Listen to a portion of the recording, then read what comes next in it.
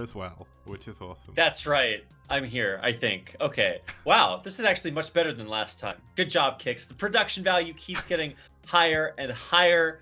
Also, the chat quality keeps getting higher. Well, you know, good, okay, but big thanks to everybody for tuning in tonight. Wow, that first series was super insane. I should have cast that one instead of this one, but I was busy making strawberry shortcake, which you guys can see on my Instagram at Okay, instagram.com/rapidcasting if you want that afterwards. I want to go look at that right now, but I'm so hungry, and I know it's just going to make it even harder to cast. So I'll save Well, it's that. actually almost done. I was halfway done whipping the cream, but unfortunately I have to cast STPL. So I'll do that right afterwards, I promise. And then everybody can go give me my social media impressions to make me feel better about myself. Okay, cool. Right, well, Just let's have a look at our second series. Obviously, in our first series of today, we had a ridiculous upset with Ash taking down White Clan. Not anything really I think anyone would expect. But this second series should be between two teams who are a little bit closer together. It's DM versus BuLL. Both of these fully South American teams, essentially. DM have a couple of Koreans. BuLL team are entirely Bolivians with now a couple of Chileans as well. And DM, I think, are mostly Chileans. So kind of like more a regional battle here between these two teams. Yeah, well, I mean, when I think about regions of the world that are good at StarCraft, Southern America is basically one of the best of them. So you can never sleep on those guys. They are actually so good. Although I will say that neither one of these teams have performed extremely well. BuLL team, has some of the better players. And actually, I was talking to Artostas about this while we were at Corrupted Cup with Terror and the other kids from South America, and they were all saying that BuLL actually has a lot of the best players, and Artosis has played a bunch of their best players on ladder, and they live up to his high expectations. So really nice to see some of the South American Terrans, and well, I say Terrans specifically because of Dandy and Terror, but Yeah. there's also a lot of other good players. Many Terrans and Zergs on BuLL are super good. So I would say they're still the favorites, but I don't know what the lineup is, which is why you're showing it to us on screen right now. Yeah, so we're going to start with the ZVT again. Second TVZ of today, it's going to be Yop versus Reina. Then we're going to have a TVT between J1 and Inca on White Owl. That should be kind of cool. We're going to have a PvP between Pre and Wapple on Neo Arkanoid. And then we're going to have another TVT, which is just ridiculous. 2 TVTs in one series. What? Am I in heaven right now? It's going to be Kiri or No. Kyrie versus Flymeo. I mean, BuLL have like a really, really good Terran lineup, and all 3 of them are here, so there's not really too much you can ask for. This should be really good. But J1 and Kyrie, 2 of the strongest players on DM as well, so should be a good series. Yes, well, because it's part of the STPL, and because we're casting at Kicks, it's guaranteed to be a good series. So keep that in mind. Our map is I forgot we're not starting out on Neo Arkanoid anymore. Multiverse. Yeah, Multiverse, really cool. One of the latest seasons of ASL map. We're not going to go too much into it because we did go through it in the previous series, but essentially, depending on where you spawn, the map is going to play out completely differently. Let's introduce our players. Starting off for DM, we're going to have Yop. Has a 50% win rate overall. Not played, he's not beaten the best players. If you look at the players he's lost to, he's played against Eriador and Eon Zerg, but he beat Chef Kev and Scarfs. So not really too much we can kind of gather from that, given Eon and Eriador are 2 of the best foreign players at the moment. But his opponent going to be Reina. Reina with a 56% win ratio overall in the STPL. He's 4 for 2 against Zerg, so he's a really, really strong opponent here for Yop. And I'm kind of looking forward to seeing another TVZ. So what we'll do is we'll get into that right now.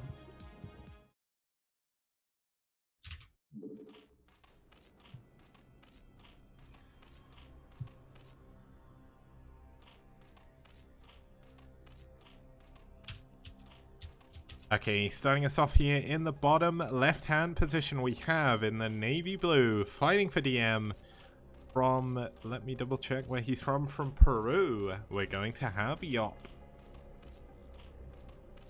And from BuLL, in the upper right-hand corner, in the magenta, playing Terran, the sexiest man in STPL, according to his photo, Rainer. second sexiest man in STPL, by the way. He's the first. Sorry, Kicks. Damn. Well, Close. Maybe next year. yeah, it's I'll eventually whittle everyone out until I'm the best looking. It'll be fine. I'm gonna get fired from casting STPL. It's gonna be the StarCraft 1 version of like Snow White.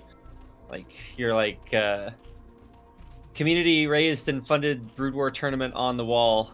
Who's the fairest of them all? And then the animated anthropomorphized STPL logo is not gonna say you. But then you like give me a poisoned build or something, and then I fall asleep until For eternity. Yeah, well, not eternity, because that's where the 7 Brood War dwarfs come in. Yeah. I'm actually kind of worried at who the dwarfs would be, actually. Well, the first one's cheesy. The other one's sorry. What's the next one? If you guys have good Brood War dwarf names that can wake me up or take care of me along with the woodland creatures, let me know. But this is I have to fully Oh, Cadenzi. There we go. That's another great Brood War dwarf name. Gypsy. Yeah, Gypsy. Gypsy is like grumpy or dopey. One of those two. If I had a way to make Yaj a Brood War dwarf, I would do that. Okay, well, Reina is going for gas here, so we are going to see a little bit of a tech opening coming in from him. We had a 12 hatch from Yop into gas, into pool, into gas, so very standard openings from both players, not really too much to talk about there. Damn, I always hate it when there's not too much to talk about, Kicks. Yeah, it happens a lot. I love, my favorite thing is the Terran player walling in against the Zerg. And then later on, we get to see the Zerg wall in against. Well, actually, I'm assuming this is going to be 1-1-1, right? Yeah. Okay. Just checking. It could be 2-pot Wraith. Oh no, he's gonna build a factory. Yeah. Then, he's pulled off the gas. So without the extra gas, the Magic 8 Ball says doubtful on that 2-port Wraith. But I really love, dude. We're so cool to watch like this week and last week of KSL because it really showcases a lot of different TVZ openers. You get everything. You get like the Goliath opener, you get the 1-1-1, you get the bio, you get like 3 different kinds of bio. You get the 2 racks, like where you stim across the map, that crazy Sashin style. Then you got like the +1 5 racks we've been seeing kind of come back on these bigger 4-player maps. It's like, just really cool. But this does look like it's going to be the factory opening, not the. Although I guess right as I say that, he is going to start the. Oh, actually no. I guess he's not going to do Starport. So, congratulations, me. Yeah, it's fairly standard to go for this kind of opening. It's just going to be a factory expand. Now, how many vultures? He's actually going to go into 2 vultures at the very least before a machine shop. So, going to look to maybe be a little bit more aggressive. There's actually going to be it's going to be 3 vultures before machine shop. But the trouble is, look at this, the vulture going to go down, not going to be able to get in, obviously without speed you can't run past, and the SCV can't get in the main either. Yop doing a really good job blocking that. The other Brood War dwarf is named Proxy. I love it. This is so good. I'm going to flesh this meme out and bust it out next time I have to cast KSL next week Tasteless, so that's going to be a fun day, but you guys heard it here first. Yeah, we got sneak peek. Oh, yeah, that's right. Well, I'm still waiting to figure out exactly if this... Wait, why didn't... Oh my god, he just sniped the drone at the front. No way. Wow, that's a bonus drone for the Vulture. You can actually try to run by here. I think you can actually make it. Actually, it doesn't have speed. Never mind. No. Yeah. With 2, he can, but he'll have to sack one of them, which is not great. Wait, so. Yeah, but you can do it with speed, right? You can definitely do it with speed. You can go through without losing any of them, but obviously we've got Lings in good positions to make it hard to run by, and Yop is actually hiding a base in the top right, and I mean that hidden base, why would Reina ever scout there for a very long time? Like, he's not going to have a starport, he's not going to have a Wraith, he's not bothered. Yeah, because you expand south, right? Yeah, you would expand south as Terran because it's obviously easier to defend, and essentially you're never ever going to scan there. Like, there's no reason to, so that base is going to go undeterred for a very long time. Well, I mean, the downside is that eventually the Terran's going to do something, and you won't have all the resources you invested in that base. And so sometimes that triggers the Terran to, ask himself some, life questions about what's going on. Other times you just lose the game. So, there's this really does bank on the Terran player not doing anything super crazy. And this is that Goliath opener, which I mean, back in the day it was 5-fact Goliath, and you would absolutely die if you were trying to do this. But now it's not actually quite that crazy, at least aggressively speaking. Yeah, it's. I was mentioning this in the fairy game, where essentially there's a lot of different variations of mech you can go for. There is that 5-fact Goliath style you can still do. You can opt to go into 3 factories and try and expand quickly, but... I love this engineering bay in the upper right, scouting that base. Oh my god. Surprise! There's a base there. Whoops. It's kind of funny though, because even if he sees the base, he can't get any units over there. So yeah, it's still gonna go or be fine for now. Yeah, he actually doesn't have a starport, which is weird, because if you had a 1-1-1, obviously you just have a Wraith or a dropship. You just run over there and kill it. But he doesn't, so that's a little bit of a shortcoming of this Goliath build. Yep, and just to answer Albert in chat, this is the flag of Bolivia. Essentially, I think most of BuLL are from Bolivia. They've got a couple of Chilean players now, so... Get it? Yeah, Bolivia, it's pretty good. Ha ha ha ha ha ha ha ha ha. Thing is, they are doing so much better in Season 2. Like, Season 1, they didn't do an amazing job. But Season 2, I mean, they've been killing it. They're 3 for 2 overall, I think, in match wins. And they're actually near the top of the table, so...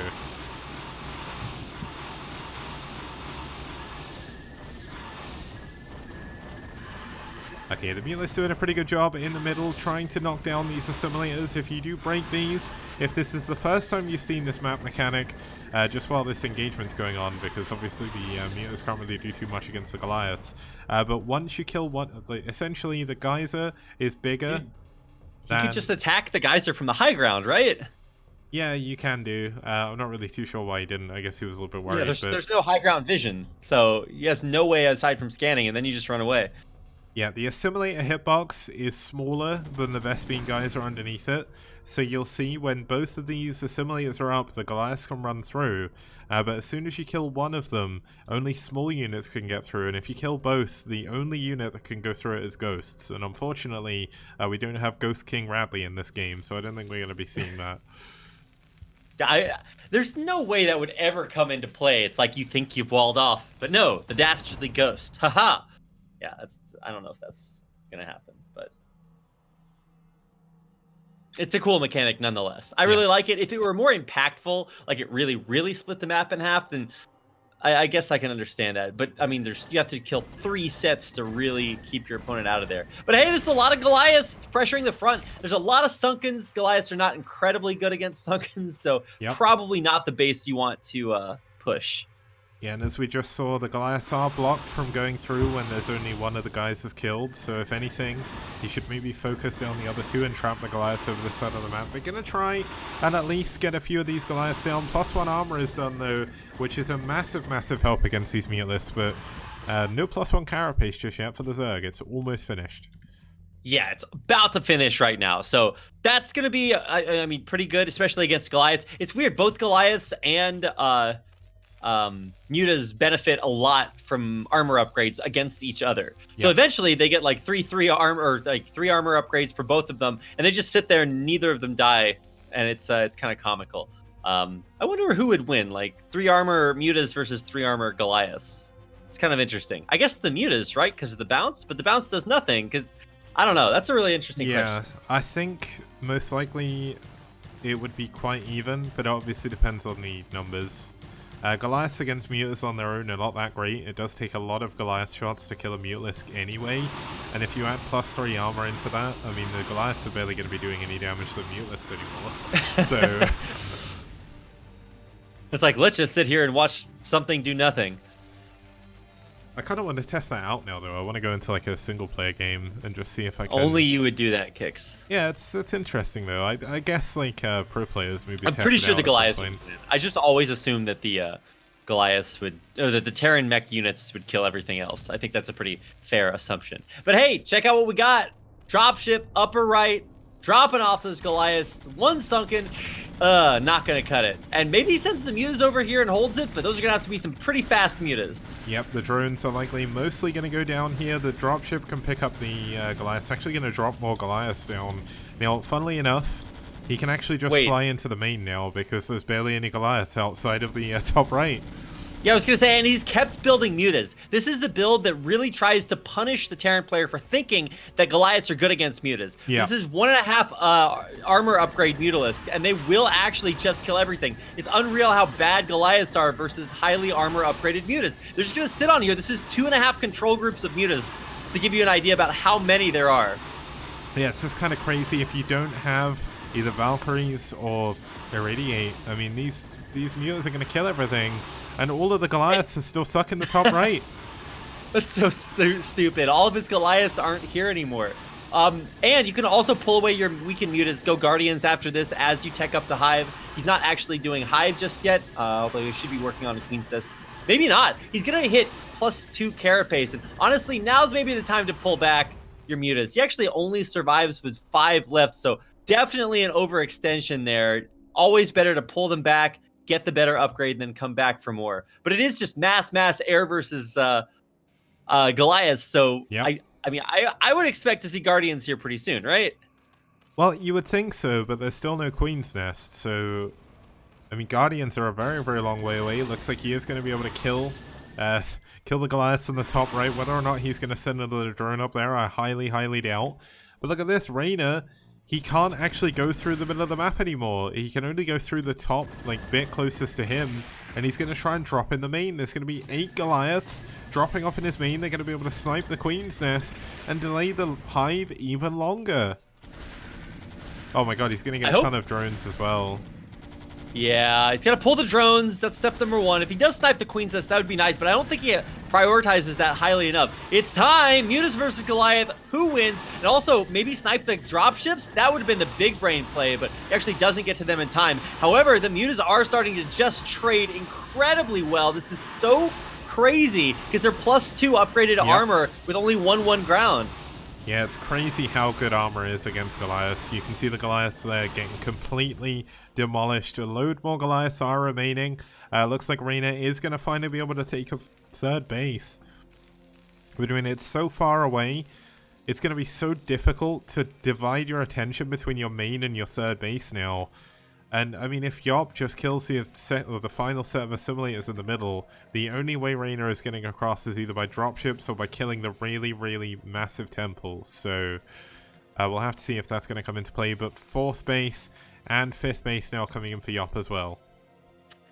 Why does Reyna think these turrets in the southern side are going to do anything? Like, this amount of mutas will eat that many turrets for breakfast. It's not even going to be close. He is still building mutas, by the way, guys. Like, don't get it twisted. There's mutas and more mutas. And I think we're going to see a transition to Guardians here pretty soon. Which, I mean, I would love. They don't do extremely well against Charred Booster Goliaths, but the idea is there. And also, you can just sit the Guardians around the ring of the base and just start chipping away. But you do have to not die while you're doing all of this. So that's going to be the big problem here. As Terran pushes out across the map, and yeah, oh man, as soon as Yop lost vision here, Terran army just got into such a great position. Yep, and he's got siege tanks here, so the Sunkens are all going to be going down. There's no Hive just yet. Well, it's just finished up. I mean, he only has 2 siege tanks. You just run in and snipe the siege tanks. Yeah, it's whether or not he actually has enough Goliaths to even kill the Mutalisks. That's the problem. I mean, there's way more than 1 control group, possibly 2 even. And I mean, this is where things get a little bit harder. We've got more and more creep colonies coming in behind. We've obviously got a little bit of a worse economy here for Yop, so Yop still needs to get very, very good trades here to make this work. Now, +1 attack is coming in, so he's going to be a way away from being able to get the Great Aspire, but the +1 attack coming in will be massive. And still no 2 attack upgrades for Terran. I think he's got to go. Yep, here it's time. Nice concave of Goliath, so the bounces from the Glade Worms won't be actually all that crazy. He's not targeting the tanks, which is good. He's continuing to take out the Goliath. The Goliath count is dropping so quickly, but there's a drop in the main at the same time, killing all the drones there. He's just got no workers left. Yep, he's got no workers left, and Reyna has very few units left as well, but That was an incredibly well-timed drop while all of the Mulists had to clean up the entire army. He gets so much damage done. And Yop is down to 33 drones. Wow. Well, I mean, he kills the entire Terran army, which is not something that a Zerg player gets to say all that often. You know, it's just, oh, dude, look at where Brainer's expanding. Nice try. Wah, wah, wah. Yeah. Okay, nice. He was trying to get back at him for that proxy earlier on. Yeah, it's not quite as good as the proxy that Yop went for, but unfortunately, oh my god, there's going to be another load of Goliaths heading up to this top middle base. That's going to kill the base. He's even got 4 there already, so all the drones that were there are gone. But the Look at the turrets on the southern side. This is so stupid. He's also got 3 control groups of mutas right now, and he tried to use them one at a time. Like, no, dude, you actually have to send all 3. But Yeah. This is so crazy that you're using air units to kill anti-air ground units. Yeah, but I mean, the turrets are mainly there to delay. Obviously, it takes a long time for the mutas to have to break through them, and any additional damage you can get on the mutas before the Goliaths come in is super important. Still, no 2 attack is done. Still no vessels for Irradiate either. But Reyna saves his base, and he kills one of the Yops. Does he? He doesn't have Greater Spire yet, does he? No, I guess not. So Nope. He hasn't really thought about any like Guardians at all. And I guess, you know, Guardians are not super great against his comp, but they're great about sieging bases. And you only really need a couple of them to just be really annoying and kind of stress test your Terran opponent.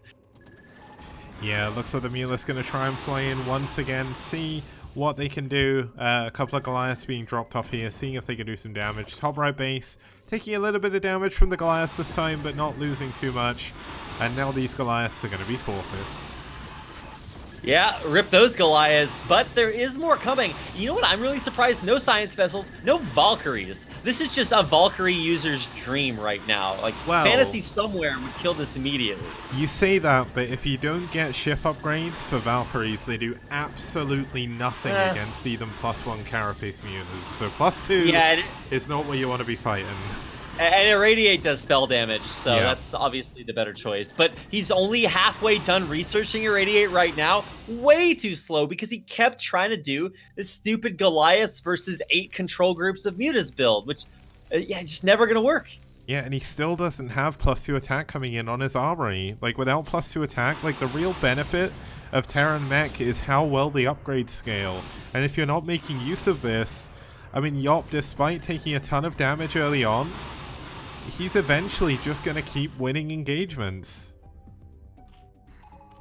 And +3 Carapace is on the way now. Oh my god. We're also getting the Titan Reactor extra energy for science vessels. Well, let's see. We've got Irradiate done. Where are the science vessels kicks?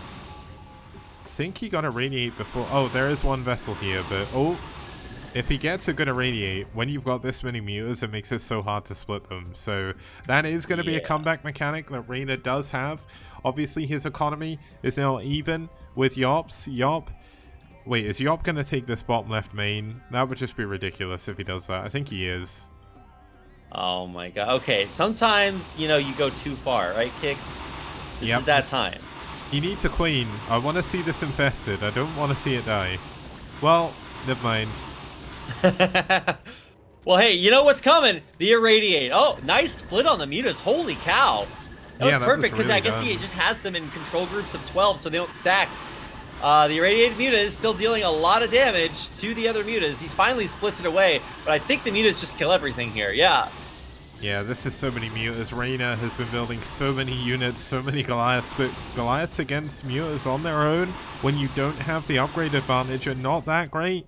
And if +3 Carapace comes in before +2 attack does, I mean, these Goliaths are going to be essentially doing no damage to the mutas. It's going to be ridiculous. But, I mean, Yop's showing the power of just single units. Like, it's insane that he's just built nothing but mutas this entire game and he's winning.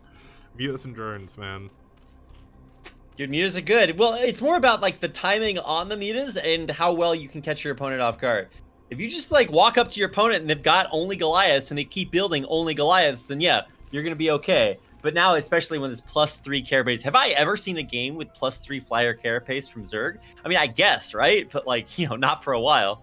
Yeah, and it's still not done yet. Still got half of the bar to go. But Yop checking in the top right for a base because he's like, why? Like, Reina can't have much stuff left. And if we check, his main is mined out. His natural is very almost gone. And his third base, I mean, it doesn't have that many minerals to begin with. So that's halfway done as well. And I mean, Yop, he's starting to expand to a fifth base again. He's going to take the other main. Now, obviously, the further you get spread out, the better drops become again.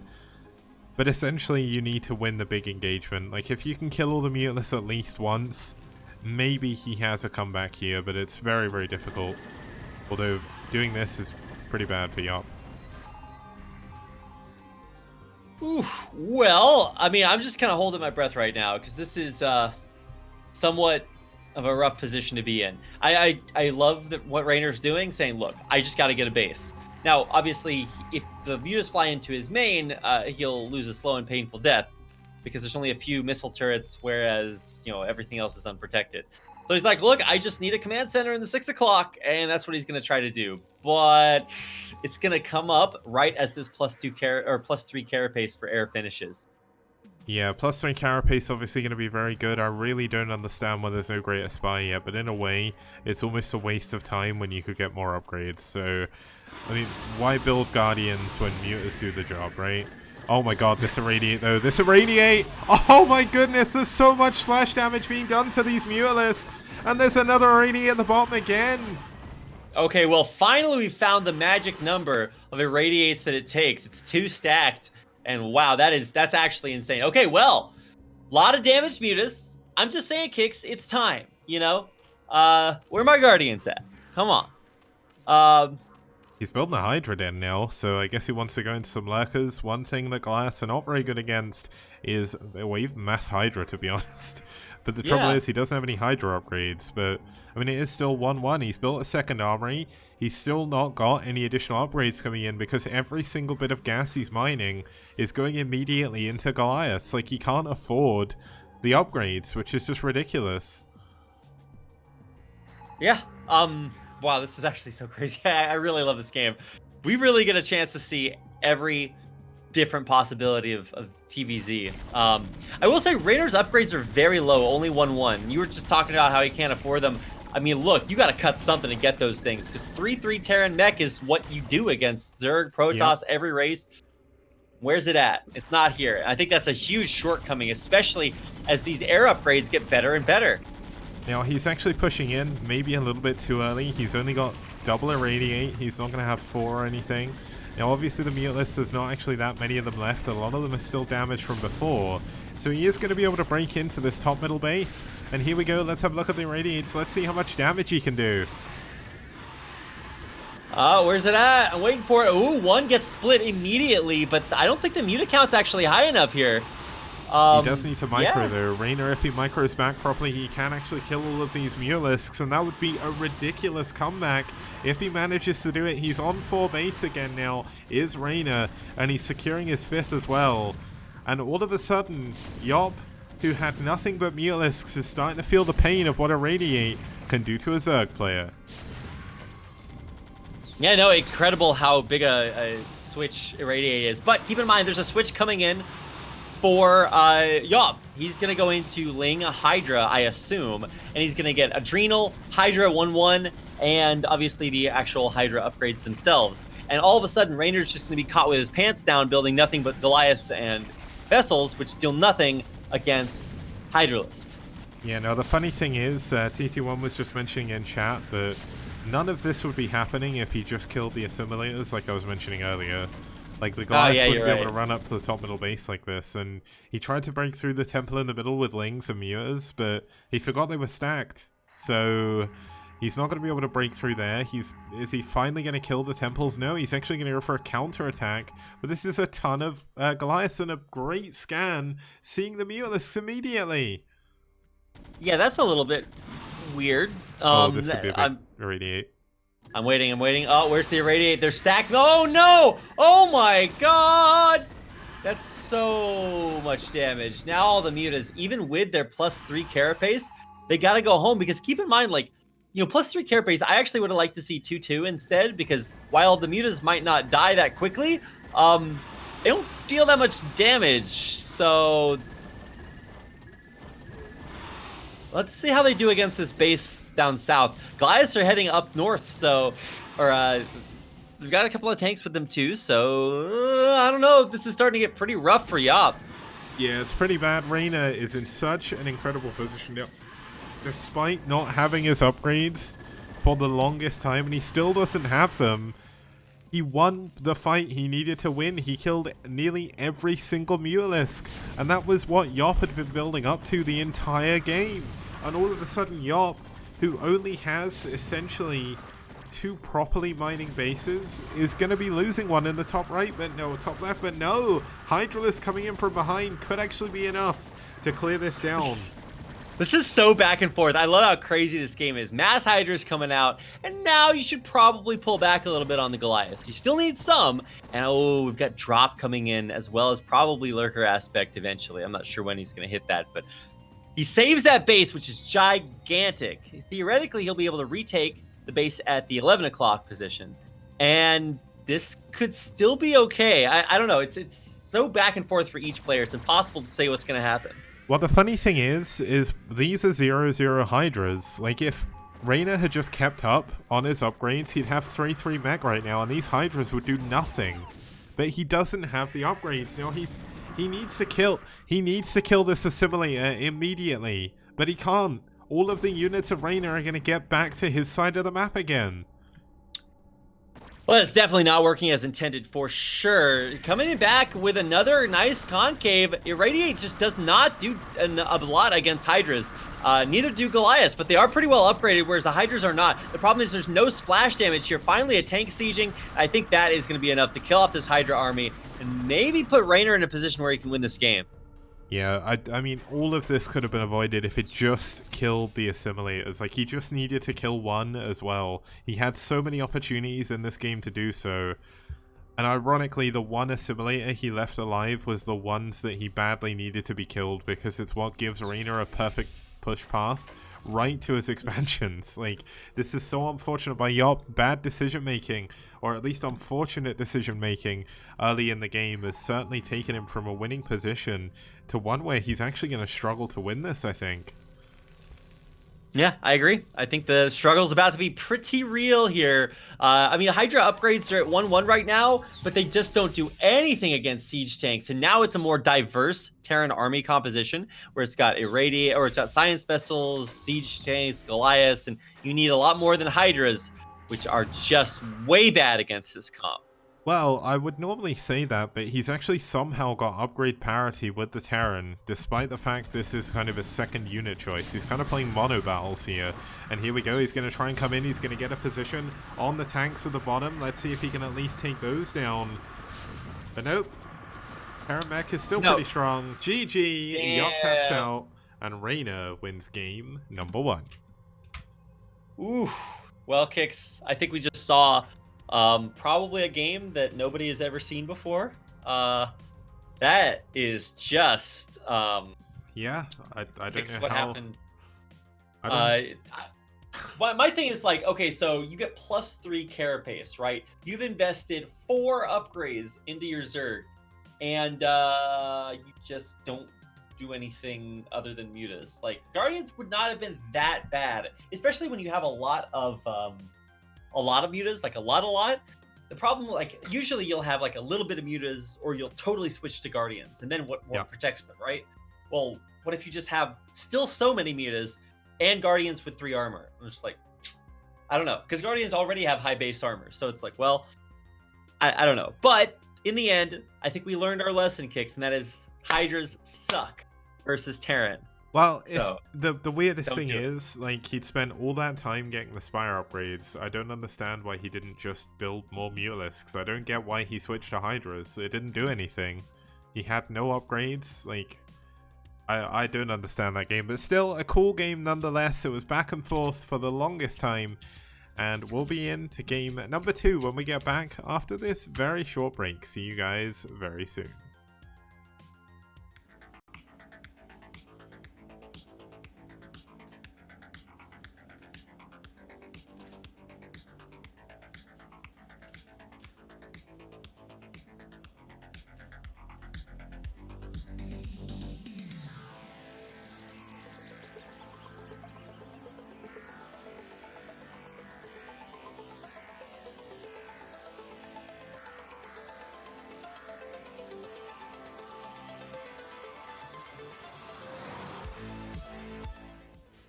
Neo Arkanoid also makes its appearance in STPL Season 2, a map from 2006.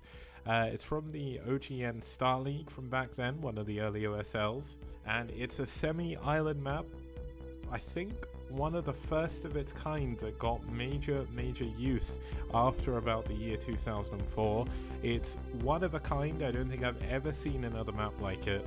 There's temples and power generators absolutely everywhere, making it very difficult to get through the middle of the map. But air units, of course, going to be very important here. The one problem all three races are going to have is the very easy to take second and third bases.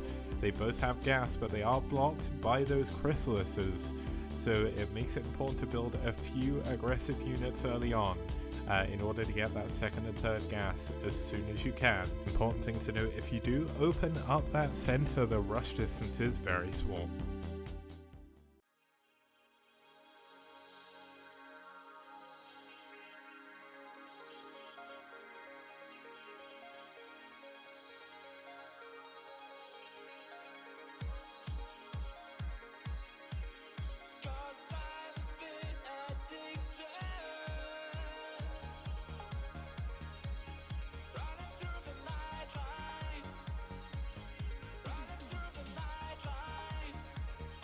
Next up, we have the 2009 map that was used in Pro League. It is New Tornado.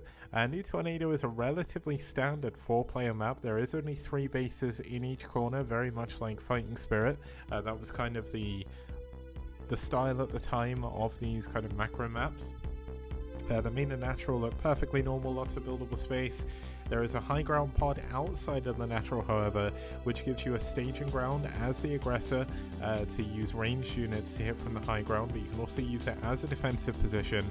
Okay guys, welcome back. We're here for some more STPL action. We're going to be heading into game number 2 of BuLL versus DM, and this one's going to be a TVT. That's right, Kicks. A Terran versus Terran. That's what the T's in the TVT stand for, in case you guys didn't know. And it's Inca, who is always a little bit, I don't know if triggering is the right word, but I don't know if you remember OGS Inca, the Korean player from way back in the day for StarCraft 2, like 10 years ago. One of my favorite players. This is not him, but every time it makes me think of him. He's, I guess he hasn't won a game yet, so maybe this is his time. Yeah, but he played Terror and Bonnet, so like, yeah. Come on. Like, he played against the top 2 from Corrupted Cup, right? Or am I imagining things? Yeah, no, that's kind of crazy. Like, Inca got very unfortunate with his opponents, but his opponent going to be DM's J1.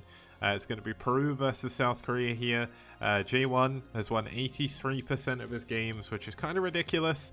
He's only played one TVT, which he won, which was the longest game in STPL history, clocking in 1 hour 6 minutes. So we had the 1 hour and 6 minute curse in that game.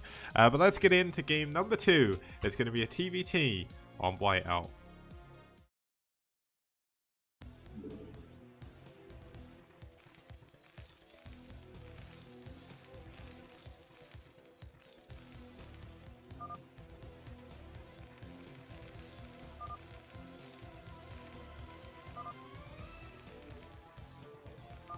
Okay, starting us off here in the bottom middle position, we have the off-yellow Terran player fighting for DM.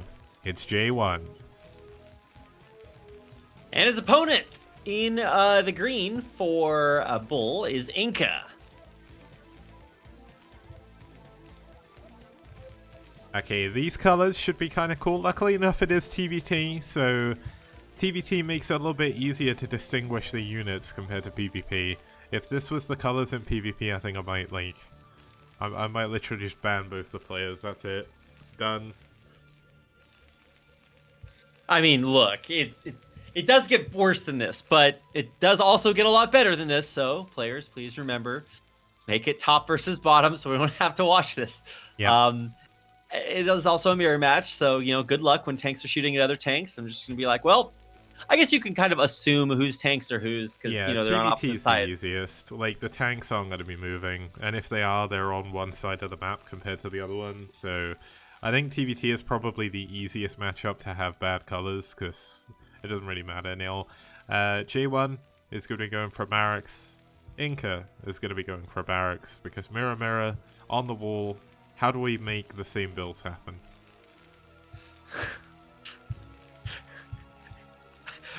Your nursery rhymes are shit, Kicks. Yeah. Oh well. Nice try, though. You get an E for effort. Okay, both players going for gas as well.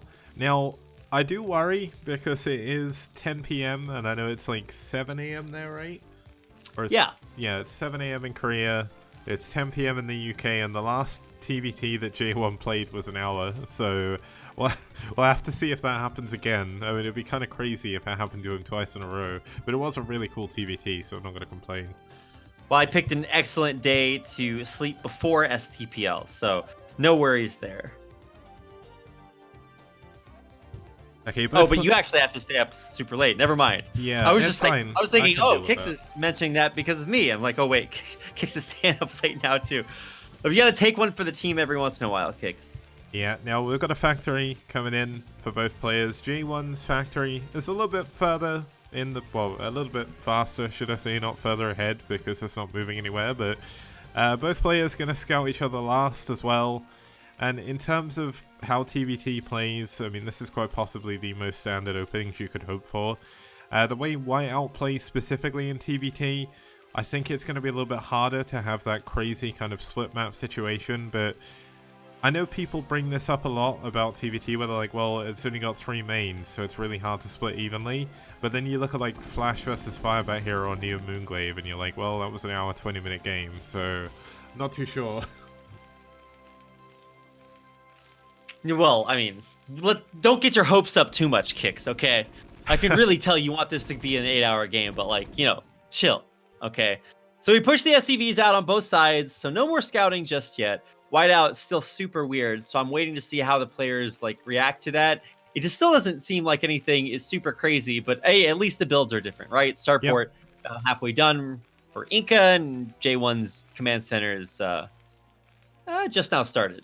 Yeah, going for 1-1-1 is kind of weird in TBT because unlike in TVZ where it gives you a ton of utility, in TBT it doesn't really do that much for you. If you don't do damage with it, you're behind, but it's actually so hard to actually do any damage with it. So let's see what Inca's going to go for. He's not actually opting to go straight for tanks. So, I mean, he could go for a vulture drop here, and maybe that'll be good, but it takes 3 vultures to kill a single SCV in 1 shot, so it's not going to do as much damage as it maybe would against Protoss.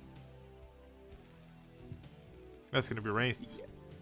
Oh, okay. I mean, it's only 1 starport, so it's not like it's the 2-port Wraith or anything like super crazy like that. It's just going to be able to be annoying and get a lot of free scouting information. But I am a little bit interested in that because I think, you know, vulture drops are obviously like super devastating and there's basically no info out on the map. Yeah, I mean, we've got both players kind of setting up shop outside of J1's base. Nice micro by Inca so far, going to take down both the Marines pretty quickly. But let's see if he gets the engagement with the vultures. No, he doesn't. J1 with fantastic vulture micro there, target firing perfectly. Going to trade with an advantage, which when you've got an expansion is massive. Oh my god, wait, what? Wait, so what has Inca done this game? Like... He's got a Wraith. It's going to tickle some SCVs for a bit, but... I mean, he's going to block this factory from coming up, at least for a little bit. Obviously, there's no armory just yet. That won't come in till around the 5-minute mark, so it's just finished up. So this Wraith can kill probably about 3 SCVs in the time it takes a Goliath to finish. Oh, he's actually going to build a tank first. He's just not even caring. You can also just repair the SCV, and it takes a million years for the Wraith to kill. Yeah, now Inca is going to expand behind this. He's obviously going to go into this with a massive disadvantage, not only in SCVs as the time goes on, but also with... I mean, tech is obviously a little bit better for him, but I definitely give J1 the edge right now. For sure. I mean, hey, we got 2 Wraiths now. Surprise! This actually Surprise, is 2 doing Wraiths. a lot more damage than what I thought it would. He's eventually going to kill all 3 of these gas SCVs. Yeah, I mean, it's, yeah, wow, what? How did... I guess he really caught Inca by surprise, or caught J1 by surprise. Wait, what? Okay, so we got 2 kills versus 5 kills. Oh my god, these raids are gonna get like 10 kills, Kicks. Yeah, the Goliath is finally out, but the Wraith can just fly away, and there's still another Wraith in his natural. And guess what? As soon as the Goliath runs after one of them, he's just gonna go back in. And he's still not finished his engineering bay. He's actually not even sending the Goliath to the natural. That's gonna cost him more and more SCVs. His engineering bay is still done. If he wasn't targeting the gas SCVs, he actually would get a lot more here. Where's Cloak is my question. He didn't go for it, but... Yeah, if he had Cloak, he'd just do infinite damage right now, because there's no Academy. It's only just now finishing up. The barracks in the middle is going to go down, and Inca, despite having a expansion that came up like 3 or 4 minutes later, has an SCV advantage. This is actually so crazy to me. I mean, you look at where both players are right now, and after all of those SCVs died, it completely nullified the advantage of the expansion from J1. He's actually with 4 less workers right now because so many died to those raids. So that's actually crazy that just with 2 raids, you can equalize this lower expansion. But at the end of the day, we are pretty much equalized. A couple worker advantage for Inca, which I guess is not technically equal, but nobody's doing anything. So I'm going to consider it equal for now. Yeah. J1, of course, will have the tank advantage moving forward because he does have his extra factor up a little bit earlier. But he's only on 2 factories. He can't build any more because his barracks is not done. And Inca, he's going up to 4 fact already, and that's going to be massive when they start to kick in. I'm waiting, Kicks. I believe, actually, okay? I believe that it's worth it to have gone these raids earlier, because I think that the raids are actually going to be kind of taken care of, maybe even run home and repaired, and that they can do a lot of cool things like scouting the tanks and their move outs and positionings, and that when they come back in later on, either snipe dropships or force on sieges on tank lines. But it should be noted that once we do have those tank lines set up, J1 will have more tanks. Yeah, well, I mean, there's still only 1 machine shop on his factories, so if he doesn't get his second machine shop straight away, Inca's gonna be ahead in tanks as well. He's ahead in SCVs. I mean, he's pretty much ahead in every facet of the game right now, and considering how weird his opening was in comparison to the fact that I didn't think it'd do any damage, he is doing really well right now. Yeah, that is actually something somewhat remarkable. Wow, okay. The third base is going to come up faster for J1. He's always been ahead on the expansions, but let's see if these magic rays can do anything. He still hasn't gotten Cloak for them, so they might need a little bit of help to become continually viable. But hey, I mean, they already did their job, I guess. So now it's time for Inca to show us what else he can do. Yep, now here's either player going for an upgrade. Not just yet. +2, obviously an incredibly important upgrade in TVT. Both players look to be expanding. Now, J1, despite having less units, is going to be able to expand first. The gas, or this base in the middle, has not a full gas. It's not quite a half gas either. It's kind of a weird number. And the minerals are super, super low. So it really is going to be a fight over this top right-hand base. Yeah, for sure. Top right is very important, and I love that J1 is already just sending a Vulture up there to make sure that, I mean, it's not map control, but, you know, he can still at least have presence up there. But faster third is still going to be a big win for J1. Yep, Inca doesn't even look like he's planning to go for a third base. Oh, here we go. There is a command center. It looks like it's going to go to the 11 o'clock rather than the base in the middle. Obviously, positioning-wise, I would say the base in the middle is better for him. But he is going to look to try and deny this third gas from J1. And he's going to be able to get into a good position to do it. Look at this. Nice try moving in. He's got the dropship, but it's just going to be carpet bombing a tank. He's sieging on location. I don't know about that, but he still has enough to crush through. That's actually super impressive. Yep, and he's Damn, gonna block this third base. What a bust. Really, really well done by Inca so far. He is playing this absolutely perfectly. J1, he's not going to be able to take that gas anytime soon now, and he has no dropships himself. He's finally starting to... Well, he's getting a vessel first, so he's going to be relying entirely on defense matrix.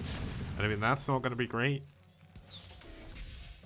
Nope. Well, what do you do at this point if you've lost that base that you invested so much in? Because now Inca actually has the faster third. Well, when you consider mining. So the siege line is at your front door.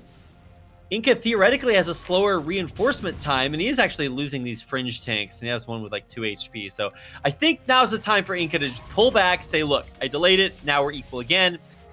Let's just call it good, because he's going to wind up losing everything here. Yeah, he's going to try and fly into the main sea if he can get some damage done. This is going to be a good place to drop, but he's going to lose both of his dropships. That is a big facet of his play here. Having those dropships super, super important. I mean, he's going to get a little bit of damage done, but this is just throwing away more tanks, which is what J1 needs Inca to do.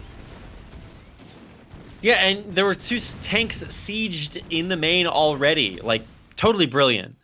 J1 killing it this game. Really, really good play so far. And Inca get a little bit ahead of himself. Yep, now nice positioning of that tank, but unfortunately I don't believe these specific trees give high ground cover. But it's still nice to hide tanks behind. Oh no, it's these ones that don't. Essentially, if you don't know this, guys, trees work as doodads, and doodads actually give high ground cover. So if you're playing Terran and you're pushing through the middle of the map on Fighting Spirit, for instance, hide a tree in a bush and you'll be happy at the results. Epic advice, Kicks. Trees are our friend. So, you know, something Mr. Beast YouTube. Again, stopping the base, though, is actually gigantic. Mining on 3 versus 2 means, you know, just more stuff. However, Inca did lose more stuff earlier, so once again, still kind of equal. And, you know, it's cool to contain your opponent and shut down his base and stuff, but, like, just take 3 more bases on the map, right? Like, yeah, I don't know if this is worth. It's kind of funny, because this is the kind of game where you'd see, well, it's where you notice different styles in TBT, because essentially, if someone who plays in the same style as Flash was playing this game, he would have literally every other base on the map right now, behind like 3 tanks in the middle of the map. Obviously Inca expanding a lot slower, but he's building a lot more units. But look at this, J1 going to push forward, and he's going to kill more and more tanks. That is a lot of tanks. Oh, mine. Oh, another mine. Wow, these Goliaths so good, taking out all the mines before they're able to drag into those tanks. Yeah, I have no idea how Inca had vision over that last Goliath that he shot, but I guess there was a scan that must have just run out or something. But yeah, the third gas is finally up here. Inca pushing forward still, but J1 holding quite steady. J1 finally able to take his third base. And J1 should honestly look to double expand behind this, because he needs to get his economy up. Yeah, I think needs is a small understatement. He's got to just get something. He's going to lose the tank line advantage in the middle of the map, certainly, because all he's done for right now is just get that base up. But his opponent's been mining off of 3 bases for a long, long time. And this is a gas base. It might look like a mineral only, but the inners are gas. So it's not like Sylphid where the inner bases are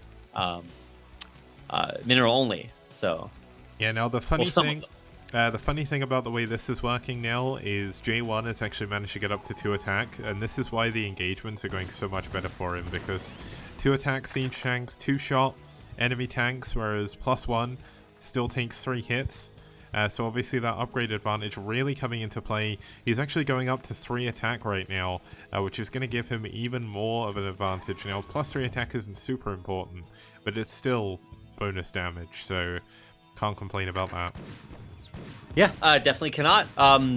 Any little bit helps. And so let's see what the next stage is here. It looks like some Goliaths and soon to be science vessels coming in for Inca, so he's going to equalize the tech disadvantage. And on the other side, just upgrades. Actually, +1 weapons coming in for J1, and Inca's going for +1 armor. That's +2 weapons. He's going for +3 weapons, so ooh, that's kind of crazy. But I mean, Inca delayed his... The weird thing about the way Inca's playing this is, yes, he's been getting good engagements, like, a lot of the time, but he's been behind in tech, he's been behind in bases, and the fact he's only just now getting a science facility is a massive mistake. He needed this ages ago. Yeah, that's actually way far behind. I mean, he still doesn't have the armor upgrade at all, so I guess it's good that he's getting it, but he's just slow overall. You are correct. And he's going to actually try to move this tank line. I actually think the tank line's not too bad. where it is because he's still up in bases. So the onus is on his opponent. Yeah, I think he's trying to go and secure that top right main, though. If he gets this top right main this game, it's not done because it's TBT, but it's more like checkmate. But here we go. Looks like J1's going to push in. Nice D-Matrix on that front tank. There's actually a drop coming in from J1, but Inca's tank's getting such an amazing engagement. Yeah, oh my gosh, Inca. He didn't even do anything. I mean, he did, but his tank line just so good at this point. That's why I said, like, you don't need to move anywhere. You've got the better presence on the map. You've got more bases. You can chill. And look at how much J1 is having to sacrifice trying to just bust into this. Yeah, just completely ridiculous. Like, an amazing engagement by Inca. Could give him a 50 supply lead almost. And I mean, J1, he's finally getting his fourth base up. Inca has had his fourth base up for a while now, but I still don't understand why Inca just isn't expanding more. J1 could probably expand a little bit more as well. But neither player really feels confident, I don't think, at the moment. Well, look, they're all producing off of like 10 facts at this point. 1, 2, 3, 4, 5, 6, 7, 8. All right, looks like it's 8 for Inca, and J1's on 1, 2, 3, 4, 5, 6. Is he really only on 6 facts? Wow. That's a remarkably low number of factories for J1. Yeah, but the funny thing is, looking around, J1 just doesn't have anything anymore. He's got around 7 tanks. That isn't enough. Like, Inca has more tanks on the single screen than J1 has in this entire game. So, if Inca just pushes, like, if he tries to get a better position, if he takes these top right bases, he's eventually just going to checkmate J1. Well, yeah, J1. Sorry, I just finished casting Jaeyoon last week. So J1 is really struggling at this point. He's dealing with like any drops and aggression pretty well, but the problem is if you just look at where the tank line is, thanks to this being a 3-player map, you will lose eventually. Yep, and you can already see Inca is doing a really good job splitting this map. He's still not taking the top right, which I think is a big mistake. But, I mean, the onus really is on J1 to do something, because J1, he's not able to break through the middle. He really should just send his units to the top right now. If he can secure that base, he still has a chance in the game, but he's got to make something happen.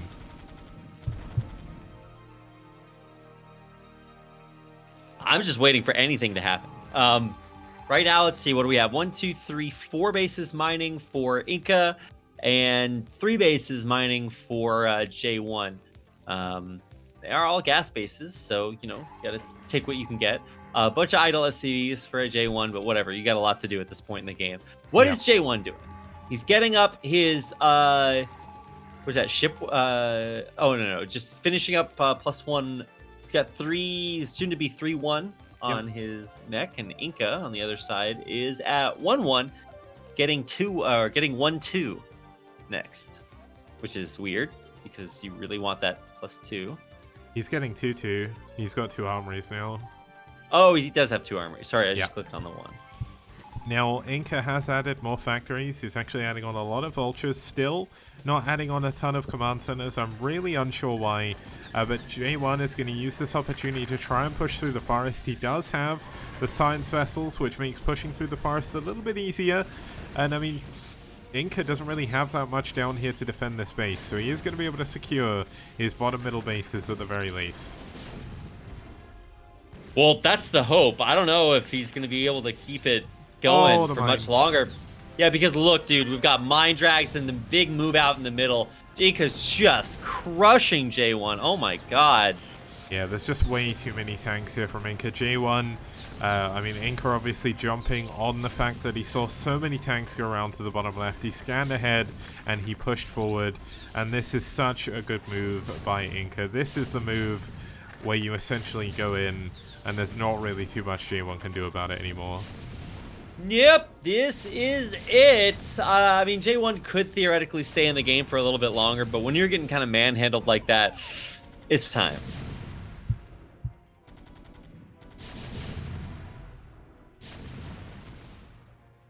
Yeah, so Inca continuing to push forward with his tanks. He is now finally taking the top right-hand base. He's actually taking the 6 o'clock base as well, which realistically should be J1's, but He's even mining off of this bottom left base, even though this tank's shooting it, because he's like, you know what, I'm going to steal as many units or as many minerals as I can from down here, and then I'm going to push in and just kill it all. So yes. Well, now we're working off of one base mining for J1. So he is pretty dead.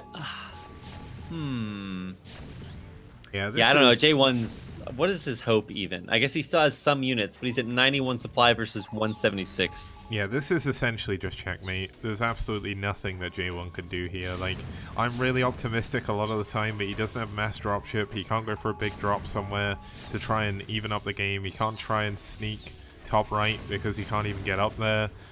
And I mean, yes, he can try and do his best against this tank army, but this is just one of many. Like, Inca can just rebuild as many tanks as you want and take as long as you want as well.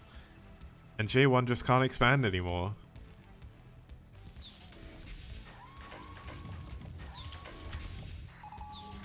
I mean, I keep hearing these siege sounds, and I'm like, wow, well, you know, J1 is setting up a siege line, and then he just keeps losing all of that. So, oh, here we go, the big move in. Siege on siege, and they can't see each other. That was anticlimactic. Yep, and somehow he pushed a little bit too far forward, so even though he only moved about a centimeter, it was enough that Inca's tanks could see him. So that's always weird. I really hate diagonals in this game. Makes no sense, but I mean, he is going to clean up the tanks in the middle. Geometry is hard, man, but he's going to clean up the tanks in the middle, but at what cost? He still does not have a secondary mining base, and look at how many tanks are coming in behind this. This is just way too much here for Inca, and regardless of how good your upgrades are, you're not going to kill all of this. Is that what he's really thinking? I have better upgrades? Hello? No. The upgrades will not matter. I mean, this game is over. Yeah, he doesn't know, I don't think, about top right. He doesn't know how many bases Inca's on, so maybe he thinks that Inca hasn't expanded. Yeah, but he has this ability called the Terran Comsat Station. Well, you say that, but he's only actually got 2 of them, and yes. He needs them for the siege pushes, so that's why he's not been scanning as much. Well, you know, when you say to me, he's only got 2 of them, that also could reveal to him that he's not in a good position. Yeah, he is trying. And to his credit, Inca is not doing anything. So this is when you're ahead, get more ahead. But every mantra has its limits, you know? Yeah, I mean, Inca just needs to spam starports at this point. I mean, he could literally spam anything and win the game, but I mean, J1, he's valiantly holding on. He's still trying to kill as many tanks as possible, because you never know if Inca suddenly throws away his entire army and J1 secures top right somehow. We've still got a game. It's difficult, but it's possible, and that is the amazing thing about TVT. I love that. Wait a second. Oh, I thought that was a turret being. Never mind. It's just the train. I like at this place. We got to start going. Build command centers in his base. Nuke him. Like, just where's the Naga button? We got to go. Yeah, I don't have all night kicks. Yeah, you saw the D matrix there, and it did absolutely nothing because there's so many tanks there with +2 attacks. So he's gonna kill more units, maybe try and secure this 3rd base again, but it's almost mined out the gas. There's only 200 gas there, and it's almost not worth building a command center. But he's gonna have to. If he can secure a 4th base, he can stay in a little bit longer. But realistically, I think Inga's still got this. I think you mean us. Oh yeah, well. 3rd base. Sorry, it's been a long day. And this game is boring me. No, I'm just kidding. I mean, the game is actually kind of interesting for the most part for like the first, 15 minutes. But we're just kind of watching the death throes of zombie J1 here. He is Dunzo. GG. Inca takes the game for BuLL. Yep, he does. Still a pretty good game. Inca, despite starting with a really rocky start, did really well somehow. Like, I genuinely didn't think he'd be able to take that out, and I need to full screen you again, because That's how good the production is, but it's all good. We'll be back in a couple of minutes with game number 3. It's going to be a PvP this time, so it should be a little bit quicker. Get your 6-minute cursor modes ready, because obviously PvP is usually over pretty quick. And we'll see you when we get back. Never know what hit 'em. Nuclear launch detected. Been detected. Where has he put the nuke, though? Oh man, I know it's somewhere in this location, but where? Where is the nuke? It's definitely, there we go, it's on top of the sunken dome. Boom! And the nuke goes down, and so does all the drones. What a nuke right there. Oh, here we go. Nuclear launch detected. Oh boy. The nuke on the position again. It's on this base, this poor base. I can't see the red dot though. Where on earth is the red dot? Maybe he's put it on like the blood or something. There we go. Directly on the hatcher, on the lair. Absolutely abolished one. Annihilated the base. Man. Oh man. There we go. The nuke is going to go down. Can it get the hatchery? Yes it can. 300 minerals in the drink. We see more and more ultra stream. Remaining signs. Nuclear launch detected. The red dot on the hatchery. Has Cold realized? I don't think he has. He's not pulling away. He's going for an all-in attack. But I want to watch the nuke. It's going to be so huge. Oh man, all of the remaining drones are going to go down. There we go. Boom, once again. And GG. Radley cleans up the final drones. And the game ends with Net Wars up 2-0. Okay guys, welcome back. We're here for some more STPL action. We're going to be going into game number 3 between BuLL versus DM in just a couple of seconds. All right, away we go. Neo-Arkanoid, our map. We got a chance to see this a bunch a couple of days ago. Now we're back. So this map is going to be super weird, random, troll, whatever you want to call it. Jeez Louise. It's also PvP, so are we going to see triple Nexus starts? I hope so. Yeah, well, let's have a quick look at our players very quickly. We'll go through them because it's quite a long series. It's going to be Pre for DM. Pre, a very, very strong player on DM. 45% win ratio overall, which isn't too bad given the number of games he's playing. He's 5 for 5 against Protoss, and his opponent for BuLL is going to be Wapple. Wapple is 50%. He's actually 1-0 against Protoss, and he did beat Sugo in a PvP, which is a very difficult thing to do. Sugo is amazing at PvP, so looking forward to seeing this as we get into game number 3. It's Pre versus Wapple on Neo-Arkanoid.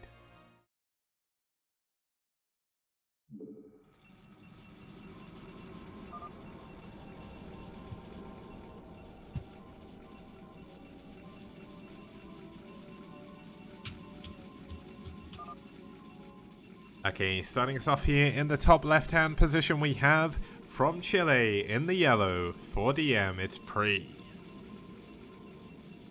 And his opponent, the other side of the map in the green, playing for BuLL, it's Wapple. Wapuled? Yeah, he's got the D on the end, but I'm just calling him Wapple because it's a lot easier to say. I don't know how to say it properly. Okay, well look, dude, like, you're picking your name, and you're like, should I make this easy for people representing my branding to say? Nope. Never mind. Hey, all right. Don't throw shade at me, man. Not even talking about hey. Wapple here. You're just throwing shade at me. Wow. Get wrecked, kids. Well, it's PvP. We had Pre skipping his probe through the buildings in the middle, so he could do something a bit cheeky, but obviously that would require a different pylon. Oh, he's going straight through. Look at this. Okay, all right, I can respect it.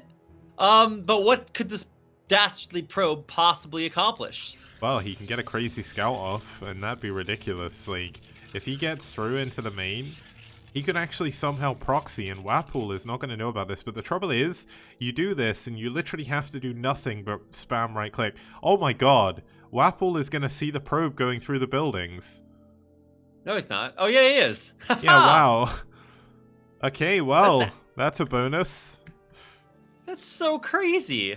Okay, well, I would have loved to see Proxy Reaver. I think Proxy 1-base Reaver, insanely good on this map. But, you know, we're not going to see that. But, I mean, this is so sick. You get a chance to scout your opponent in a PvP on a map where you would literally never be able to do that. Yes, well kinda played, crazy. my friend. And Waffle going to be running over to the right-hand side of his base now. I'm not really sure what this probe is doing. I think maybe he's just never played this map before. That could very well be the case. Like, I know a lot of people do practice the maps before they come out to play their games each week. But maybe Waffle hadn't, or maybe he's just... I mean, given the fact he's just found a probe in his base, maybe he's like, wait, I thought this was semi-island. Maybe it's not. Yeah, hey, consider this, you know? One of the most dangerous things to do in PvP is dropping a Nexus, right? So, what if he was not actually trying to scout his opponent, but rather trying to sneak a Nexus in one of the other corners of the map? Yeah, that'd be pretty good. Like, that would be ridiculous, but he has gone for a forge, so I think the plan was he was going to build cannons in his opponent's main, but unfortunately it's been... Well, I say it's been scouted, but he doesn't really have anything that can kill the Cowboy. He's building a... I mean, just at least try to Manor Pile on him, right? I mean, he almost has like too many probes to Manor Pile on, but he's still going to try. Oh, I thought he was actually going to go in for it, but he's not actually doing anything with the scout, which is really perturbing me, Kicks! Well, I guess at least he got full scouting info. He knows his opponent didn't go for Nexus first, so that's a benefit. Maybe if that scout gets in and you see a Nexus first, you cannon. But he's actually going to be using the cannons at home to try and expand quicker, although... But you can't actually go Nexus first on this map, because you'd have to put the Nexus beside the Chrysalises. I mean, we've seen people do it, so it's not completely crazy, but we've yeah. got It is completely crazy, Kicks. Hate to break it to you. That's just way bad.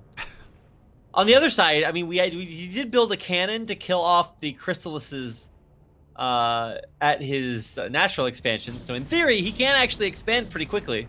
Yep, he's going to be able to expand just about the same time as Wapple, which is kind of weird to say, but that's what happens in PvP sometimes. And we're actually going to see a different proxy coming up in the middle now. Do you reckon this is going to be a robo or a couple of gateways? Almost certainly a robo, right? I mean, you don't proxy while you're expanding unless it's going to be something that will, you know, continue to have... Well, I guess, you know, the gateways wouldn't be bad, but I don't know. This game is just the dumbest. Thanks for picking this map, by the way, Kicks. To be fair, we've had some really incredible games on this map, so I'm not even going to complain. And look at this. Free is going to continue to skip his pro... Oh my god, he's going Stargate in the middle of the map. Are we going to see scouts? No way. Wait, Pre is the person who went mass air against Zerg on Holy World, so it could be mass air. Okay, this is... If possible, the dumbest game just got even dumberer. So... I think you mean got even besterer. Yeah, even more gooder. Okay, I really want to see him build a scout. He doesn't need scouts, and to be honest, scouts are going to be bad, but if you get enough scouts up, they can be pretty good. Now, okay, we get it, PRL, or Pre. You're good at glitching your probe through neutral buildings. Oh, except right as I say that, he messed it up, so never mind. It's hard to do this as well. Like, it's really, really difficult, so it's kind of cool to see him being able to do it. It's nice. He's failed it like 4 times in a row now. 3 times in a row. Yeah. We doing it again? He should do it on the bottom one, I think. Now we've got Wapple breaking through the temples. Oh, he's got it. He's done it this time. Yeah, but why? He built a Corsair, by the way. So. Ah. Damn. Well, no scout for now, unfortunately. I guess the Corsair is going to allow him to scout, so I guess I was technically right? I'll take that. No, you can't scout with a Corsair. There's Dragoons. Oh, never mind. They're targeting the Chrysalis. Lamau. Okay, well, Oh, and he's going to get the shuttle? Oh my god, if he gets this would be crazy. No, there's Dragoons! The Corsair is totally useless! What? What, are you going to de-web them so they can move out of the way in 0.1 seconds and still kill you? You know what this reminds me of? Do you remember that game on Sparkle in ASL where the person lost the PvP to like losing a Reaver in the middle island against a single Corsair? It kind of reminds me of that, but he's got Dragoons this time. Hey, Kix, is that going to happen this time? I don't think so. Nope. Nope. Nope. Not going to happen. Nope. So, this continues to be the dumbest game. Second, Corsair on the way, by the way, Kix. So... I mean, if he gets up to D-Web, that could be kind of cool. But he's trying No! to focus on the shuttle. D-Web, A, it does not work on Reavers. B, it doesn't work on Dragoons because they literally just move. It's so tiny. It's supposed to be for static defense or siege tanks or, you know, that stuff. Actually, Bonneth has been using D-Web versus siege tanks a lot lately, and it looks so sick. Yeah. I didn't think D-Web actually did work on Reavers. I thought because of the Scarab, they could actually target outside of it. No, D-Web still does work against Reavers, I think. Because anything well, underneath PIL. it can't start an attack animation, essentially. So... Huh. Nice. Well, good luck using it for that either. So, let's see. I'm waiting. We have our third Corsair on the way, by the way, Kix, and still no Fleet Bacon. Yep, no Fleet Beacon. I mean, maybe Mass Corsair into Mass Scout is still a possibility, I don't know. But we don't have a third base just yet either, so he's going to have to expand to that pretty quickly, as Wapple is going to get his up a little bit sooner. Free Play is the weirdest games. Like, the strange thing is... He really does. It makes it so difficult to kind of guess what's coming up next, because against a normal Protoss build, I would say Wapple is in the lead. But because I don't really know how Pre is planning to play this out, it's kind of like an entirely new style almost. It makes it difficult to work out who's actually got an advantage, because both of them, they're on the same probe count even. They're both on the same base count. They're both going to take their third base at exactly the same time. And I mean, where do they go from here? Like, how do these Corsairs actually end up playing into this? It's so strange. Double expanding, by the way, Kix. Oh, he's finding a base up top right. Using And the look fact where the obs is going. Straight to the upper right. I love it. Well, the best thing is, he goes up there. How does he get over there? Like, it's going to take forever to break through the middle of the map. Yeah, that's true. The Corsairs should see everything that's going on. He's used his pylon to get through, so he's going to be able to put a cannon behind this. Yeah, there we go. That's going to help defend the wall a little bit. And with Templar... Oh my god, is that mind control? Templar Archives. What? I think that's mind control, right? So Wapple is gonna what like mind control a what?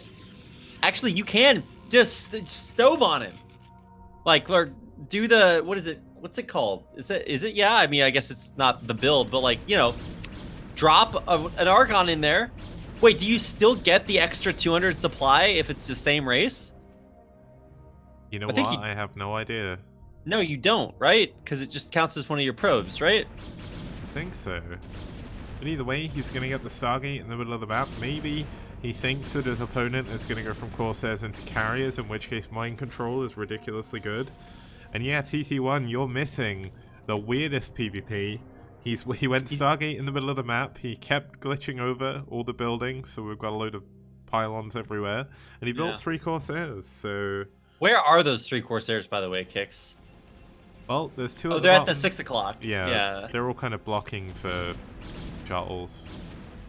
And there's no observers with them. I thought they could like snipe Corsairs. Like, oh my god, that's so stupid. But there's no obs with them. So what are you doing?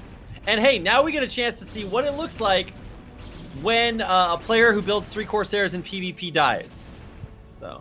Well, saying that, look how small the choke is that Wapple is going to have to break through here. And there is Storm.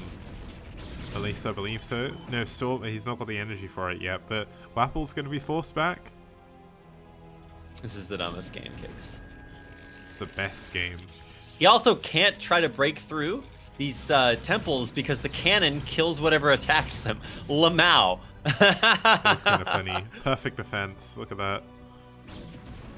The probe moving in, like, wait, was there really a cannon there? And it's like, yeah, there was a cannon there. Surprise. So he's actually just going to go in the back door because there's a back door, you idiot. Oh my god. I'm harsh language, but you get the idea. This is meme to the maximum. Okay, so, well, we've got mind control. He's getting stormed now. There's no Dark Archons, I don't believe. At least I'm fairly certain that was the mind control upgrade.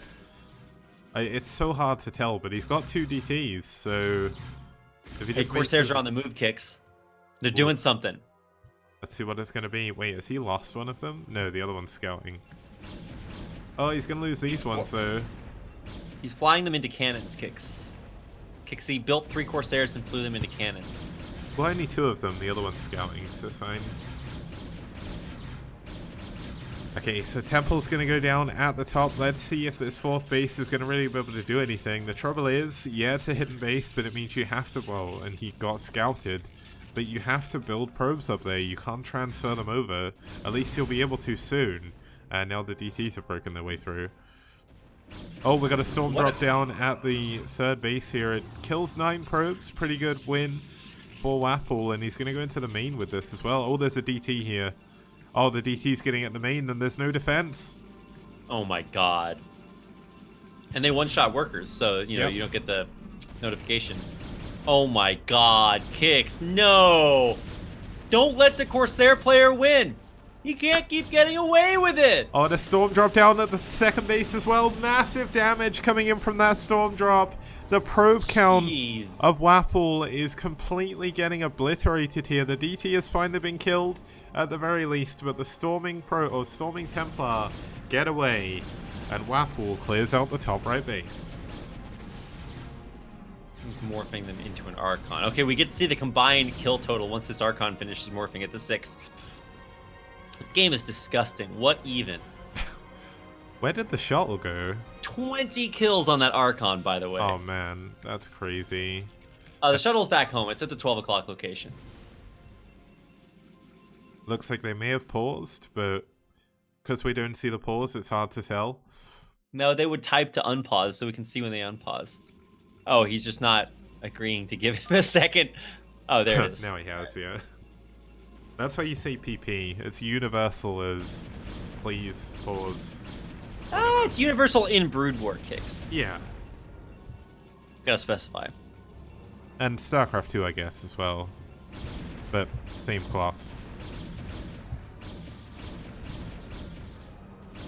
Okay, now... So what has happened here, Kicks? Give me a breakdown. Wapple lost a ton of his workers. He's rebuilt them now, so he's actually parity with his economy again. Interestingly, because he lost so many workers, his bases are going to last a little bit longer than Pre's are. Pre tried to take a 4th base, it got killed. And Wapple's army is ridiculously big. He's up 30 supply.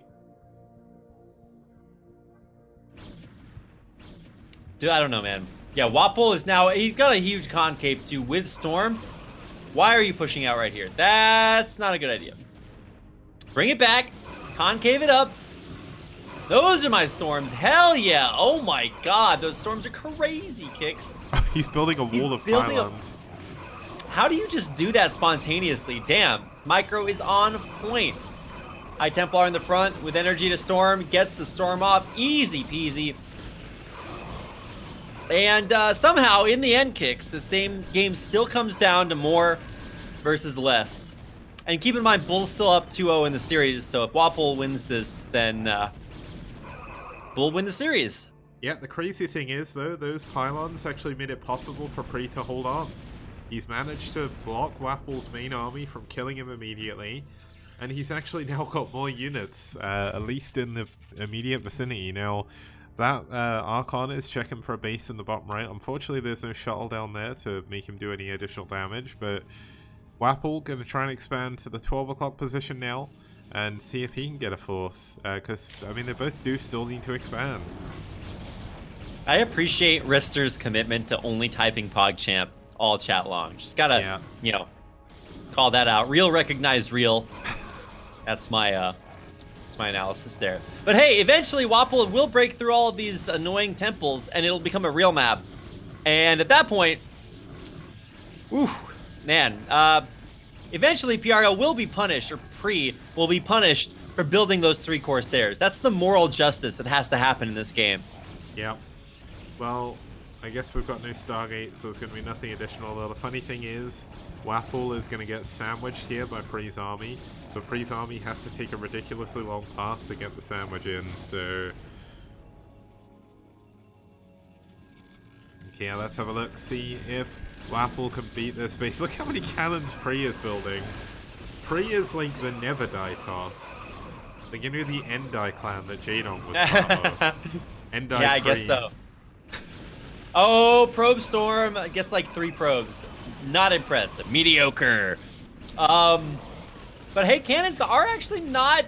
I mean, cannons don't take damage from storms, so checkmate. Haha. Oh, this is definitely one of the weirdest PvPs I think. Oh, he's you'll gonna ever sandwich see. him. Look at him. He's coming around from the back. He's gonna sandwich these dragoons. They're dying to cannons kicks. They are. It's oh my god, that's Make it end kicks. It hurts my eyes. The pain. Holy. Okay, well- I'm so offended. If you want to see something else that's going to hurt your eyes, look at the top right. There's a base coming up for both players up there right now. There's a single DT that's going to be able to cancel Pre's base, though. But Pre also has a probe still up there. Oh, this is such a weird game. I love games like this because they're so impossible to tell what the hell is going on. And we're going to have a DT dropping in the bottom right, so unfortunately, our hero Archon is eventually going to go down. But the supplies have kind of even up. Wapple has a better economy, but they're both starting to mine out of all of their bases. And yeah, this is just getting more and more ridiculous as the second goes by. I just... Okay, well, eventually this game is gonna... This is the game where if I were in charge of STPL, I would just like... Well, I guess there's no automatic observers. I would zoom the camera out as far as I could, put it in the middle of the map so hopefully people got to watch something, and just go AFK. Like, I would just take a walk, I'd come back and be like, be back in 30 minutes, guys. See ya. And you just do it again. Because, like, come on. I mean, the game's still going. Like, there's no reason why this needs to end anytime soon. Both players have a decent army. It's still I going can to think come of a down reason to this micro. needs to end soon. Well, yeah, but essentially, Pre is on a timer. His timer is running out, but he's still going to be able to remax one more time. And if he gets a perfect engagement, he's going to be right next to the Protoss, or right next to his opponent's main. And I mean, Wapple is sending a ton of probes up to the top right. The Corsairs are going to be able to intercept this. This was his plan all along, Rapid. Oh no, maybe not. I thought that would have been sick. Kicks? You thought any part of this game was going to be sick? That's Nice. like a 4D chess from Pre, like knowing eventually Wapple is going to try and transfer probes. I love how Pre's army is 30 supply smaller, and he's out here, man. He's getting in it. Nice storms, but like they're just gonna have to be the best storms. It's so hard to get all of this army in one screen as well. I mean, he's doing a pretty good job on the north side, but the south side is doing a massive amount of damage. Storms coming in on the back as well. There's another Pre-storm coming in soon. And I mean, Is Pre winning this? No way Pre's winning this, right? No, there's too many Archons on the top side now, I think, from Wapple. But I mean, he did a really, really good job in that engagement. Like, I have no idea how he managed that. Pre managed to save the base from the DT in the top right. In top right, there's one Reaver, and he's chunking away at this assimilator. He's spent all of his scarabs dealing shield damage to an assimilator up there. Oh my goodness. Oh, that's a big probe kill, though. And now, theoretically, you should chunk through the cannons and be able to kill this base off, right? Yep. Oh my god. And how does Wapple go back and defend this? His shuttles. Ask me how many gateways Pre has, Kicks. How many gateways does Pre have? He has 5 gateways. 1, 2, 3, 4, 5, 6. Okay, he has 7 gateways, but they're all spread out. 1, 2, 3, 4, 5, 6, 7. Yeah, 7. And this is versus his opponent's 1, 2, 3, 4, 5, 6, 7, 8 gateways. This is 20 minutes into a game, and nobody has more than 8 gateways. Yeah, it's kind of crazy. I mean, we've got the Reaver still doing damage over in the bottom right. All the probes did get pulled away. All of Wapple's army is trying to break through the temples to come and kill a single Reaver. And the Corsairs are coming back in. Oh, no, no, no, no! Scarab, Scarab, Scarab! Whoa! Another huge Scarab shot goes off. He's nearly even up the worker count. How is this going? How is this possible? This Reaver's got 7 or 17 kills now, including a couple of cannons. And he's gonna pick it up Oh, and he's fly picked away. it up! See ya. He's flying away, by the way, with the 2 Corsairs that are left over, so... Oh my god. And look, he's got 55 cannons built up here. And he's gonna drop the Reaver. Good luck with this, buddy. Oh my goodness, this is so many cannons, but cannons against Archons do not do that much. He never actually did anything with mind control, unfortunately, but... Oh, he saves the Reaver from double storms. That's What on sick. earth? And he saves his base.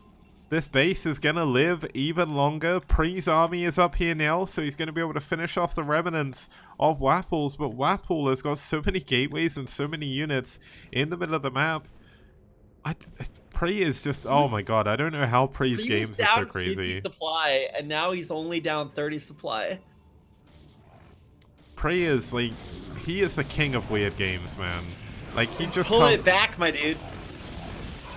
He comes back from the weirdest situations, and most of it comes down to in like PvP and PvZ.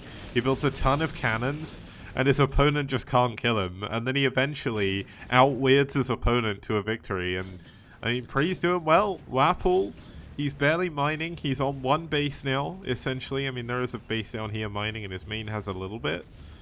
But the Reaver's gonna come back in, and he's gonna kill the Assimilator still. He gets another probe. How many kills does this Reaver have? I really want to see this before it dies. Got to be over 20 now, surely. Oh, surely. Don't call me Shirley. Oh, he's what do gonna we lose got? it. Yeah, he's gonna. Oh, There was a I was single really frame excited there. where it showed the kills before he started building Scarab. So if someone wants to clip that and then actually double check what the kill count was for me, that'd be much appreciated. Now, Wapple's army, he's still up just around 30 supply, and 15 of that is in workers. Looks like Pre is going to abandon the base for now.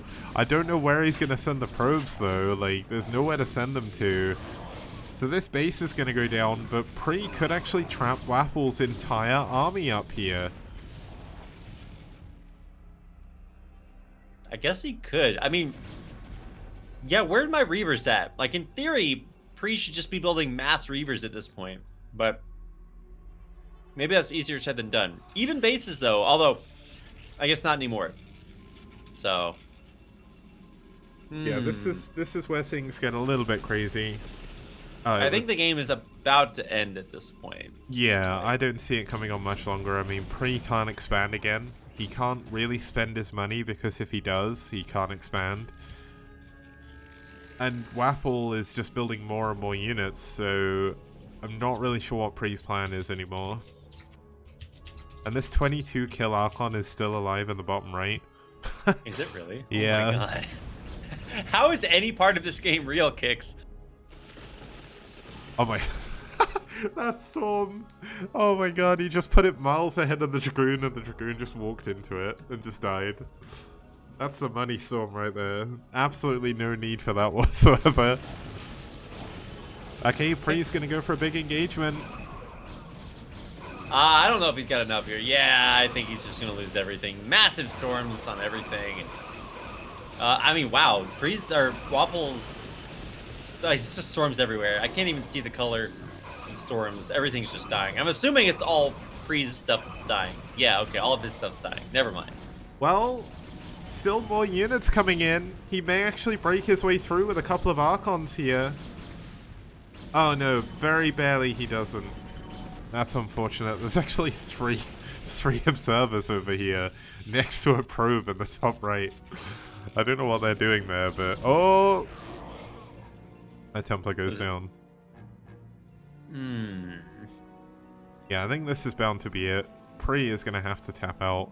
There's an Archon though, the 1 kill Archon. Gonna come in here. We've got Archons killing the reinforcements. There's a DT here though, 2 DTs, and there's no detection. Oh my god. No way there's no detection here. No way there's no Oh, detection. there is. There's an observer. Sorry, I didn't see it. Yeah, okay, there is justice, finally. Oh my god, that DT killed 2 High Templar in a row. He's going back to the Kala hero. That's it. Wait, oh my god. Storm? No, okay. Ah. Right. Yeah, okay, Pre. Justice is served.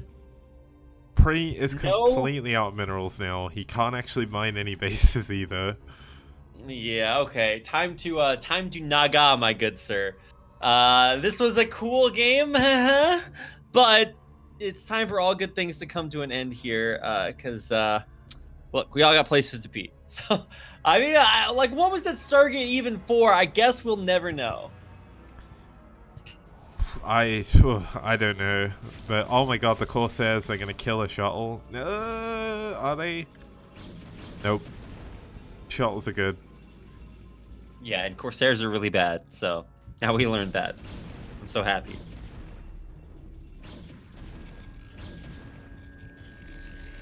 Pre is sending All right. every single worker he has to distance mine from the bottom right. He does not want to give up. This is the the never give dumbest up, thing. never surrender attitude that maybe went a little bit too far. GG! Hey, Pre there it taps out. And Wapple takes game number 3. Get me out of here. All right. Well, hey, that's a 3-0 for BuLL. Yep, there is Yay! one more game, however, so we're still not done, but we'll go straight into this next game, I think, just because obviously it's getting pretty late for both me and you, although it's weird to say. No, I woke up at 4, so. Oh, well, it's early for you then, still kind of. Well, still like 8 a.m., right? So. It's fine for me, Kicks. I can go all night, so. Okay, well, we'll go into Carthage 3 as our 4th map. We're going to have a TBT. It's going to be Flymeo versus Kyrie. Kyrie, I still don't know how to say it, and no one is able to, like, tell me Just what say it is. Kyrie. Just Yeah. say Kyrie. Okay, Kyrie works. Kyrie sounds cooler though, but yeah, Jeez, Wapple King. with that win.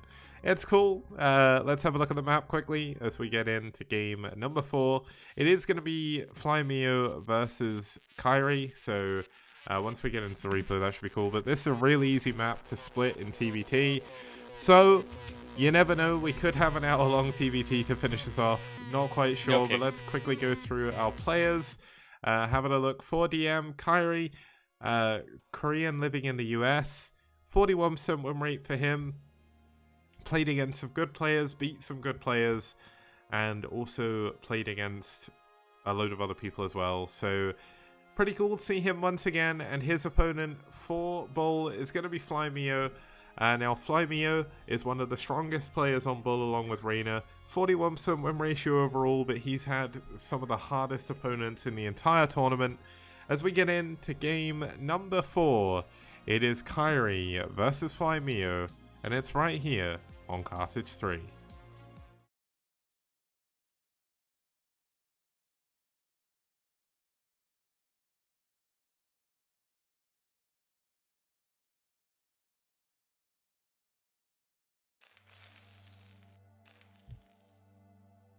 Okay, starting us off here in the top left-hand position, we have in the gray, fighting for BuLL, it's Flymeo.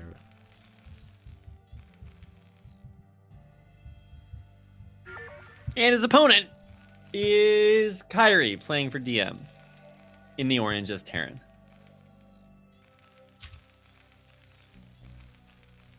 Okay, so we had a quite frankly ridiculous PvP in the last game. The game before it was a kind of more straightforward TVT. It lasted a little bit longer than maybe it could have done, but Inca was just playing super safe. Now, are we going to see Flymeo and Kyrie go kind of a little bit more all out here? Obviously, it is the 4th game in a 4-game series. We do know that BuLL have won overall, but DM still need to get a win on the board if they want to kind of keep their dreams alive as they head towards the playoffs at the end of the season. So DM currently sat at 11th place. They'll be dropping down to 12th, at least momentarily, before we have our 3 series tomorrow. And BuLL will be heading into... They're going to be heading into 4th, which is just crazy for BuLL. Yeah, for sure. That's incredible. Last season they were not Kyria. It's from Greek. Oh my God! What? Kyria. No way. Kyria. Holy cow! Oh my God! Kyria. No, there's no H on the end, Kicks. Oh, yeah. Well, we've got a proxy barracks coming in from Flymeo. Maybe not as ridiculous as the last one where we saw Inca go... Wait. It was in the first series we saw Hitmup go for a 10-10-10. But it is going to be Command Center first here from Kyria. I'm not sure I'm okay with this, okay? Hold on, let's see. It's from Greek, and it means, like, sir. Like, excuse me, sir. Excuse me, Kyria. Kyria. I am so confused. No. It doesn't mean the excuse me part. But, like, if you just yell, sir, like that with the exclamation mark. Ah. We need to teach Future this. Future says sir a lot, so maybe he can branch out some other languages. Okay, we got 3 Marines coming in here already against these 2 SCVs. Now, this is not a situation that Kyrie is going to be looking forward to, given the fact he's had to cancel his Command Center first, which is not good. Flymeo with some really crisp Marine micro here, doing a really good job taking down 2 SCVs already. Look at this micro. What is it? Wait. What? Which is better, SCVs or Marines? Kicks? Well, it should be SCVs, but the Marine micro has been choice right about now. He's killed so many SCVs. He's gonna get another one most likely. This Marine micro is fantastic by Flymeo. Oh my goodness, he gets another one, and he's built a bunker at his opponent's choke. If he gets his Marines in here, Kyrie is not going to be expanding anytime soon. It's Kyria. Kyria. Okay. I mean, I don't know. Is there anyone from DM to confirm? This is either the most elaborate troll or... I don't know. I'm just going to keep saying Kyrie until someone says anything different, because I believe you Nyan artist, but I've got to learn how to say that properly, and I can't do that right now. So Kyrie is good for now, but as you can see, Flymeo has got himself in an incredibly good position right now. His factory is up back at home. Kyrie does not have his factory yet. He's down in Marines. His barracks is going to come under fire as well. I mean, this is just a crazy well-played game by Kyrie so far. Flymeo, sorry. No, Flymeo is microing his heart out. He's in such a sick position right now. The only thing better that I would like to see is him building a command center behind this. But no, he's actually going into a starport with machine shop. So, ooh. Attention, we need more starport license plates in the gift shop. That's right, Kicks. He's my favorite superhero, Starboard. Well, we've got a proxy factory coming in from Kyrie, so for some reason, these 2 teams cannot play a normal game. It's ridiculous. Like, this is going to be a proxy factory flying into the main. There's a Vulture in the main now. He's actually cancelled his machine shop that was nearly done, I think, to try and get a Vulture out a little bit quicker. And Flymeo showing off his micro again. Is that what he's doing? Well, he okay. was. But now he's moving shown off his quite Marines. a bit here. Yeah. Oh my god, he gets the Vulture. Oh my god, no way! This is the Kill Flymeo's the micro is just ridiculous, man. He is doing so good. But look at this. The factory is going to fly in, but Flymeo is going to see it. He spots it with his Wraith. For some reason he ignores it, but I think it's because he knows he's got another Wraith coming in. And all he has to do is run a single SCV underneath it, and it's never going to be able to land. And look at this, Kyrie's going to pull back. He knows it's been spotted. He does, doesn't he? Oh my goodness. Pew, pew, pew, pew. He's going to get that SCV eventually, Kicks. Oh, just kidding, he can't do anything. Yeah, he can't get the SCV anymore because now it's hidden. Camouflaged amongst its worker friends. Shh. You'll never find it. So now the Wraith does nothing, and his advantage is non-existent. Nice. And the factory's been spotted again. The factory is so far away, it may actually burn down before an SCV can get up there as well. So There's going to be a dead factory from Kyrie. This was kind of his ace in the hole. He was going to try and hide his factory up here behind the mineral line. And unfortunately, it's not going to work. Fly Mio has just got Kyrie's number in this game entirely. And he's even got a tank first as well. So this bunker is going to go down eventually. Yeah, a bunker will die, or the factory is going to die. Well, it lands, so it only gets pewed. But you're right, the bunker will die here as well. But it's siege tank versus siege tank, so he should actually. Oh yeah, he got the first hit off on the siege tank, so worth. Now, if this factory wasn't burning, this Goliath could save the factory. But unfortunately, it's burning, so he's not going to be able to. Too bad. So sad. It's close though. The Goliath may still come out. It's so close to making it. Yeah, it's going to make it out. I mean, it is actually very close. That's pretty nifty. That's pretty neat. And he nearly got both the wraiths as well. Wait, is he going to get the vulture? No. Oh my god, he gets the second wraith. Traded with the wraith. That's incredible. Oh, I love StarCraft. Oh, if only he had an SCV up here. The SCV got caught in the middle of the map. He could have saved the factory. Is the Goliath really? going to finish? My God. No, it's not. 6, 5. Oh my god, that's like milliseconds away from finishing. Not that it make a massive difference. Yeah, I know, but it's just like seconds difference. It can make all the difference in a game of StarCraft 1.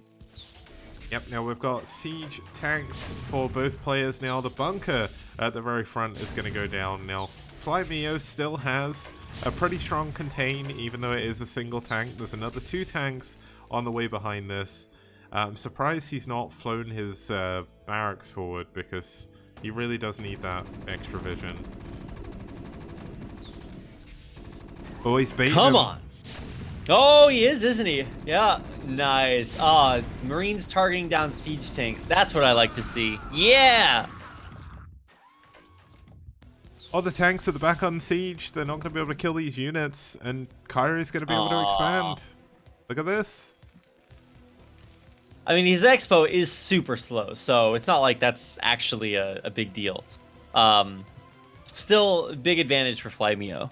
But, you know, the game goes on, which is less than I thought would happen. Yep. Genuinely, Kyrie to be able to break out of that position, if he'd have waited like 30 seconds more, he would have been completely hard contained. There would have been 3 additional tanks there all at once, and he would not have been able to get out of his natural choke. So great decision making by Kyrie to go in there. But look at this, dropship coming into the natural. Fly Mio does not let up. No, he really doesn't. I really like this. Let's see how much damage it can get done. Yeah, siege tank's behind. If he gets a cancel on this expo, gigantic. Oh. And I think he's going to. I don't know how Kyrie can effectively break this without losing tanks. And I don't think he's actually... Oh, he has siege in range. Okay, so he's okay. Looks like he's going to save it, but barely. Wow, that's actually clutch. Nice. Okay, well then. He actually does save it. That's huge. If he had lost that expo, then there'd be basically no way for him to come back in this game. If you start it up again, it's just going to be ages and ages behind. It'll be so slow that Fly Mio's expo will have already converted its resources into units. I mean, it kind of already has. You just look at the tank count coming across the map. Yep, there's so many tanks. There's so many factories in general as well. There's 4 of them already for Fly Mio. The 4th one just finishing up, but he has the starport. He's able to go back into wraiths or dropships depending on what he wants. And Kyrie, I mean, he's still on 2 factories. He can't even afford to build 2 tanks at a time because he only has 1 gas. The second one's only just started.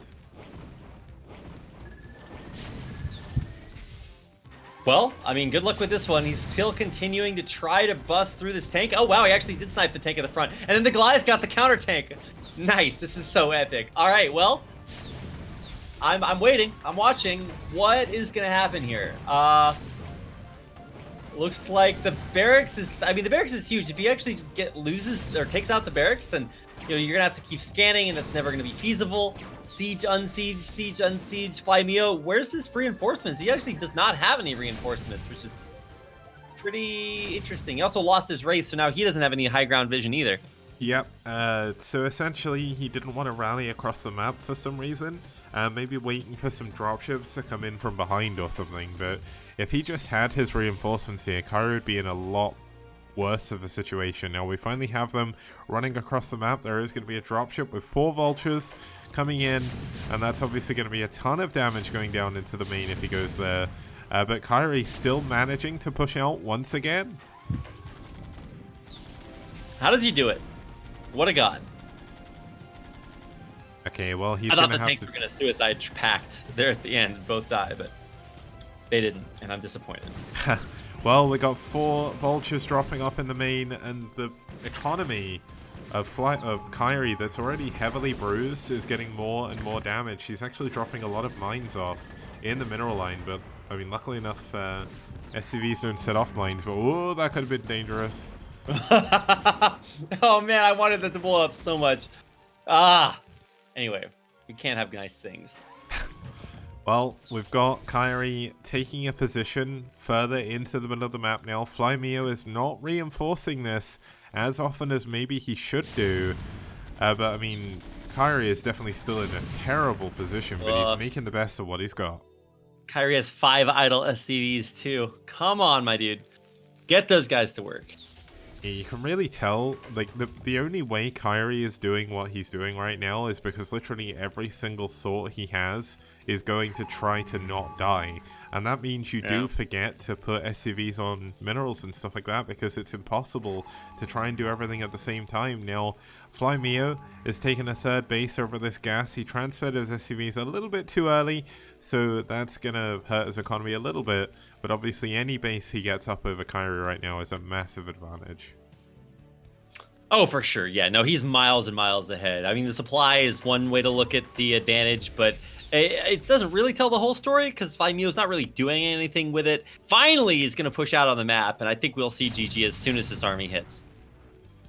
Yep, but he definitely needs to hit at the right time from the right angle, and if he waits a little bit too long, maybe Kairi can move into a position to defend this. Now, there is a single Goliath that's going to see this coming in, and if Kairi plays this properly, he should be able to defend the bottom of this ramp. It's just, if you get tanks on the top of that ramp from FlyMio, you're just never going to be able to expand again.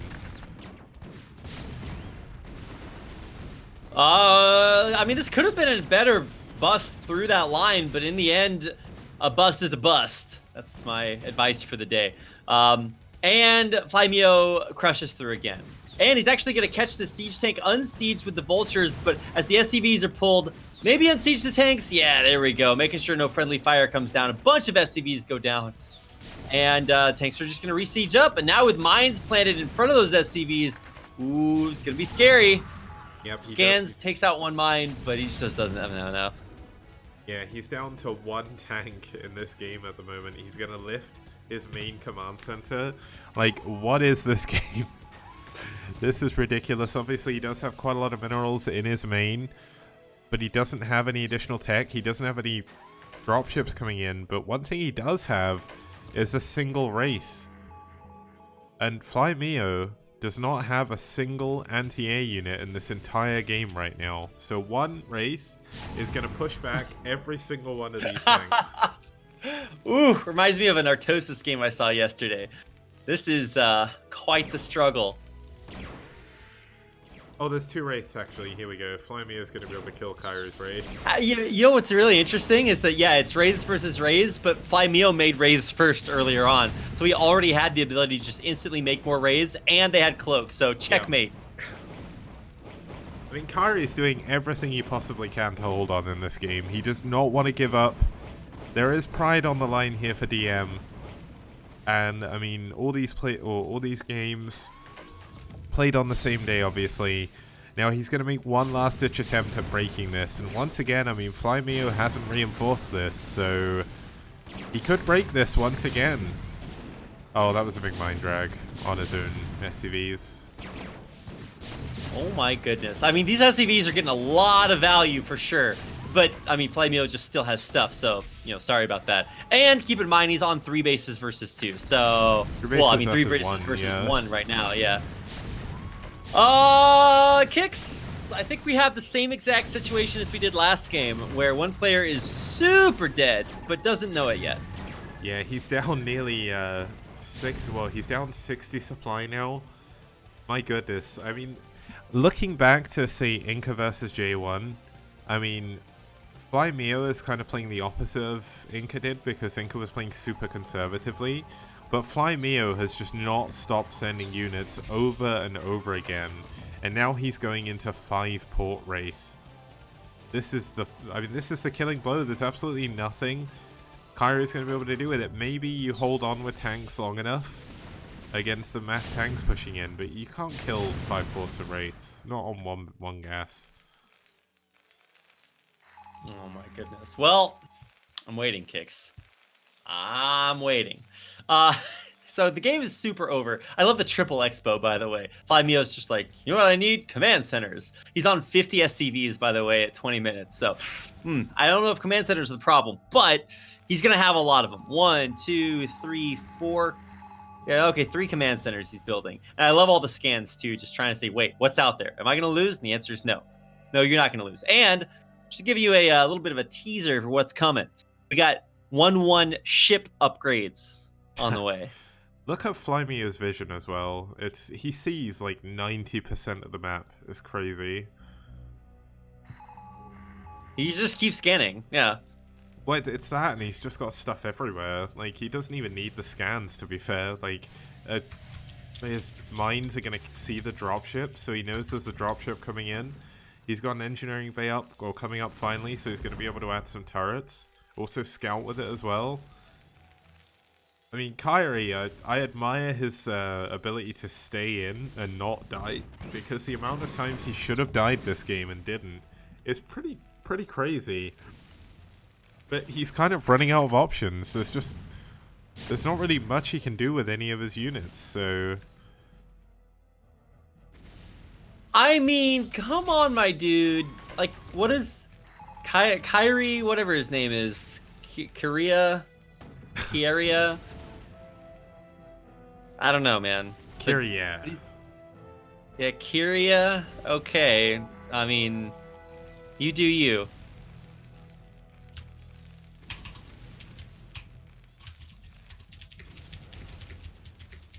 I'm just waiting. So, the inevitability of the game is that Kyrie, whatever his name is, has nothing, and his opponent has 18 bases. So, waiting.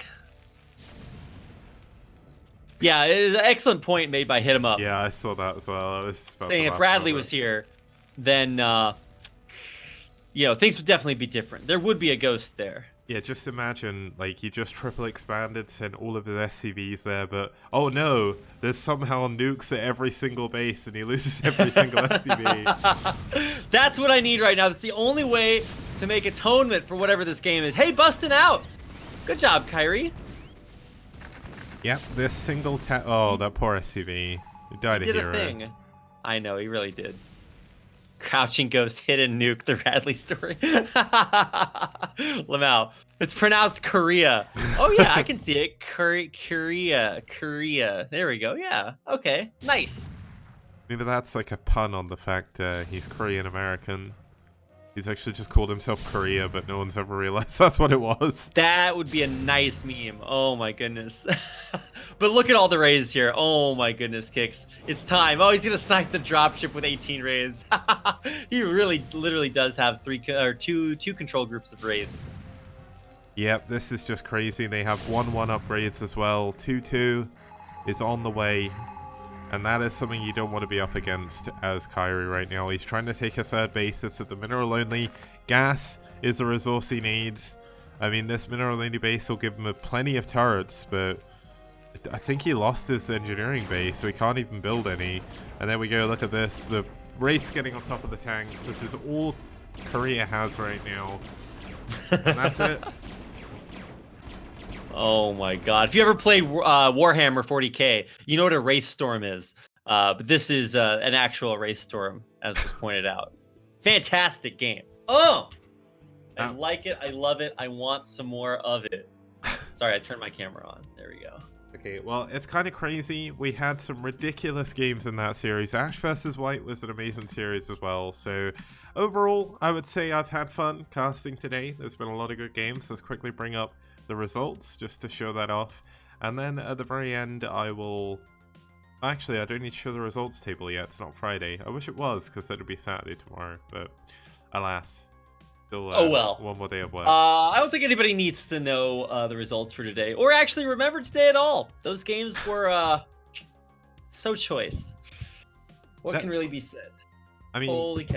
Blind Mio did a great job that game. I cannot complain about that. Like, I know, I mean, Kari did as well. Like, to not die in so many situations where he was 100% dead is actually quite impressive. Right. Like, I was so sure he was just going to get completely busted, but he actually did hang on. And, you know, there's a lot of lesser players that would actually just give up, but he didn't. And he actually did get a little bit done there towards the end. He was still super dead, by the way, but...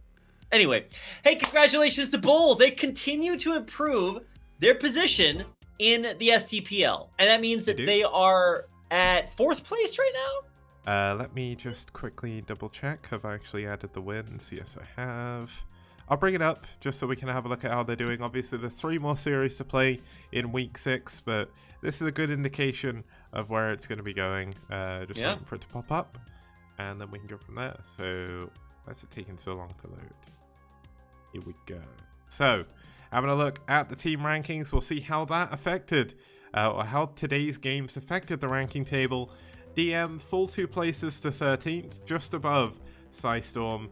Obviously, BuLL team move up into 4th place, almost tied with White Clan. The only difference is their game difference. So, tomorrow we're going to have, let me just double check. I know what the teams are, but I can't remember who's playing who. Obviously, there's 14 weeks of round robin, so everyone will play everyone eventually, but we're going to have Red versus Valhalla team, Rev versus IRK, and Naz versus NetWars.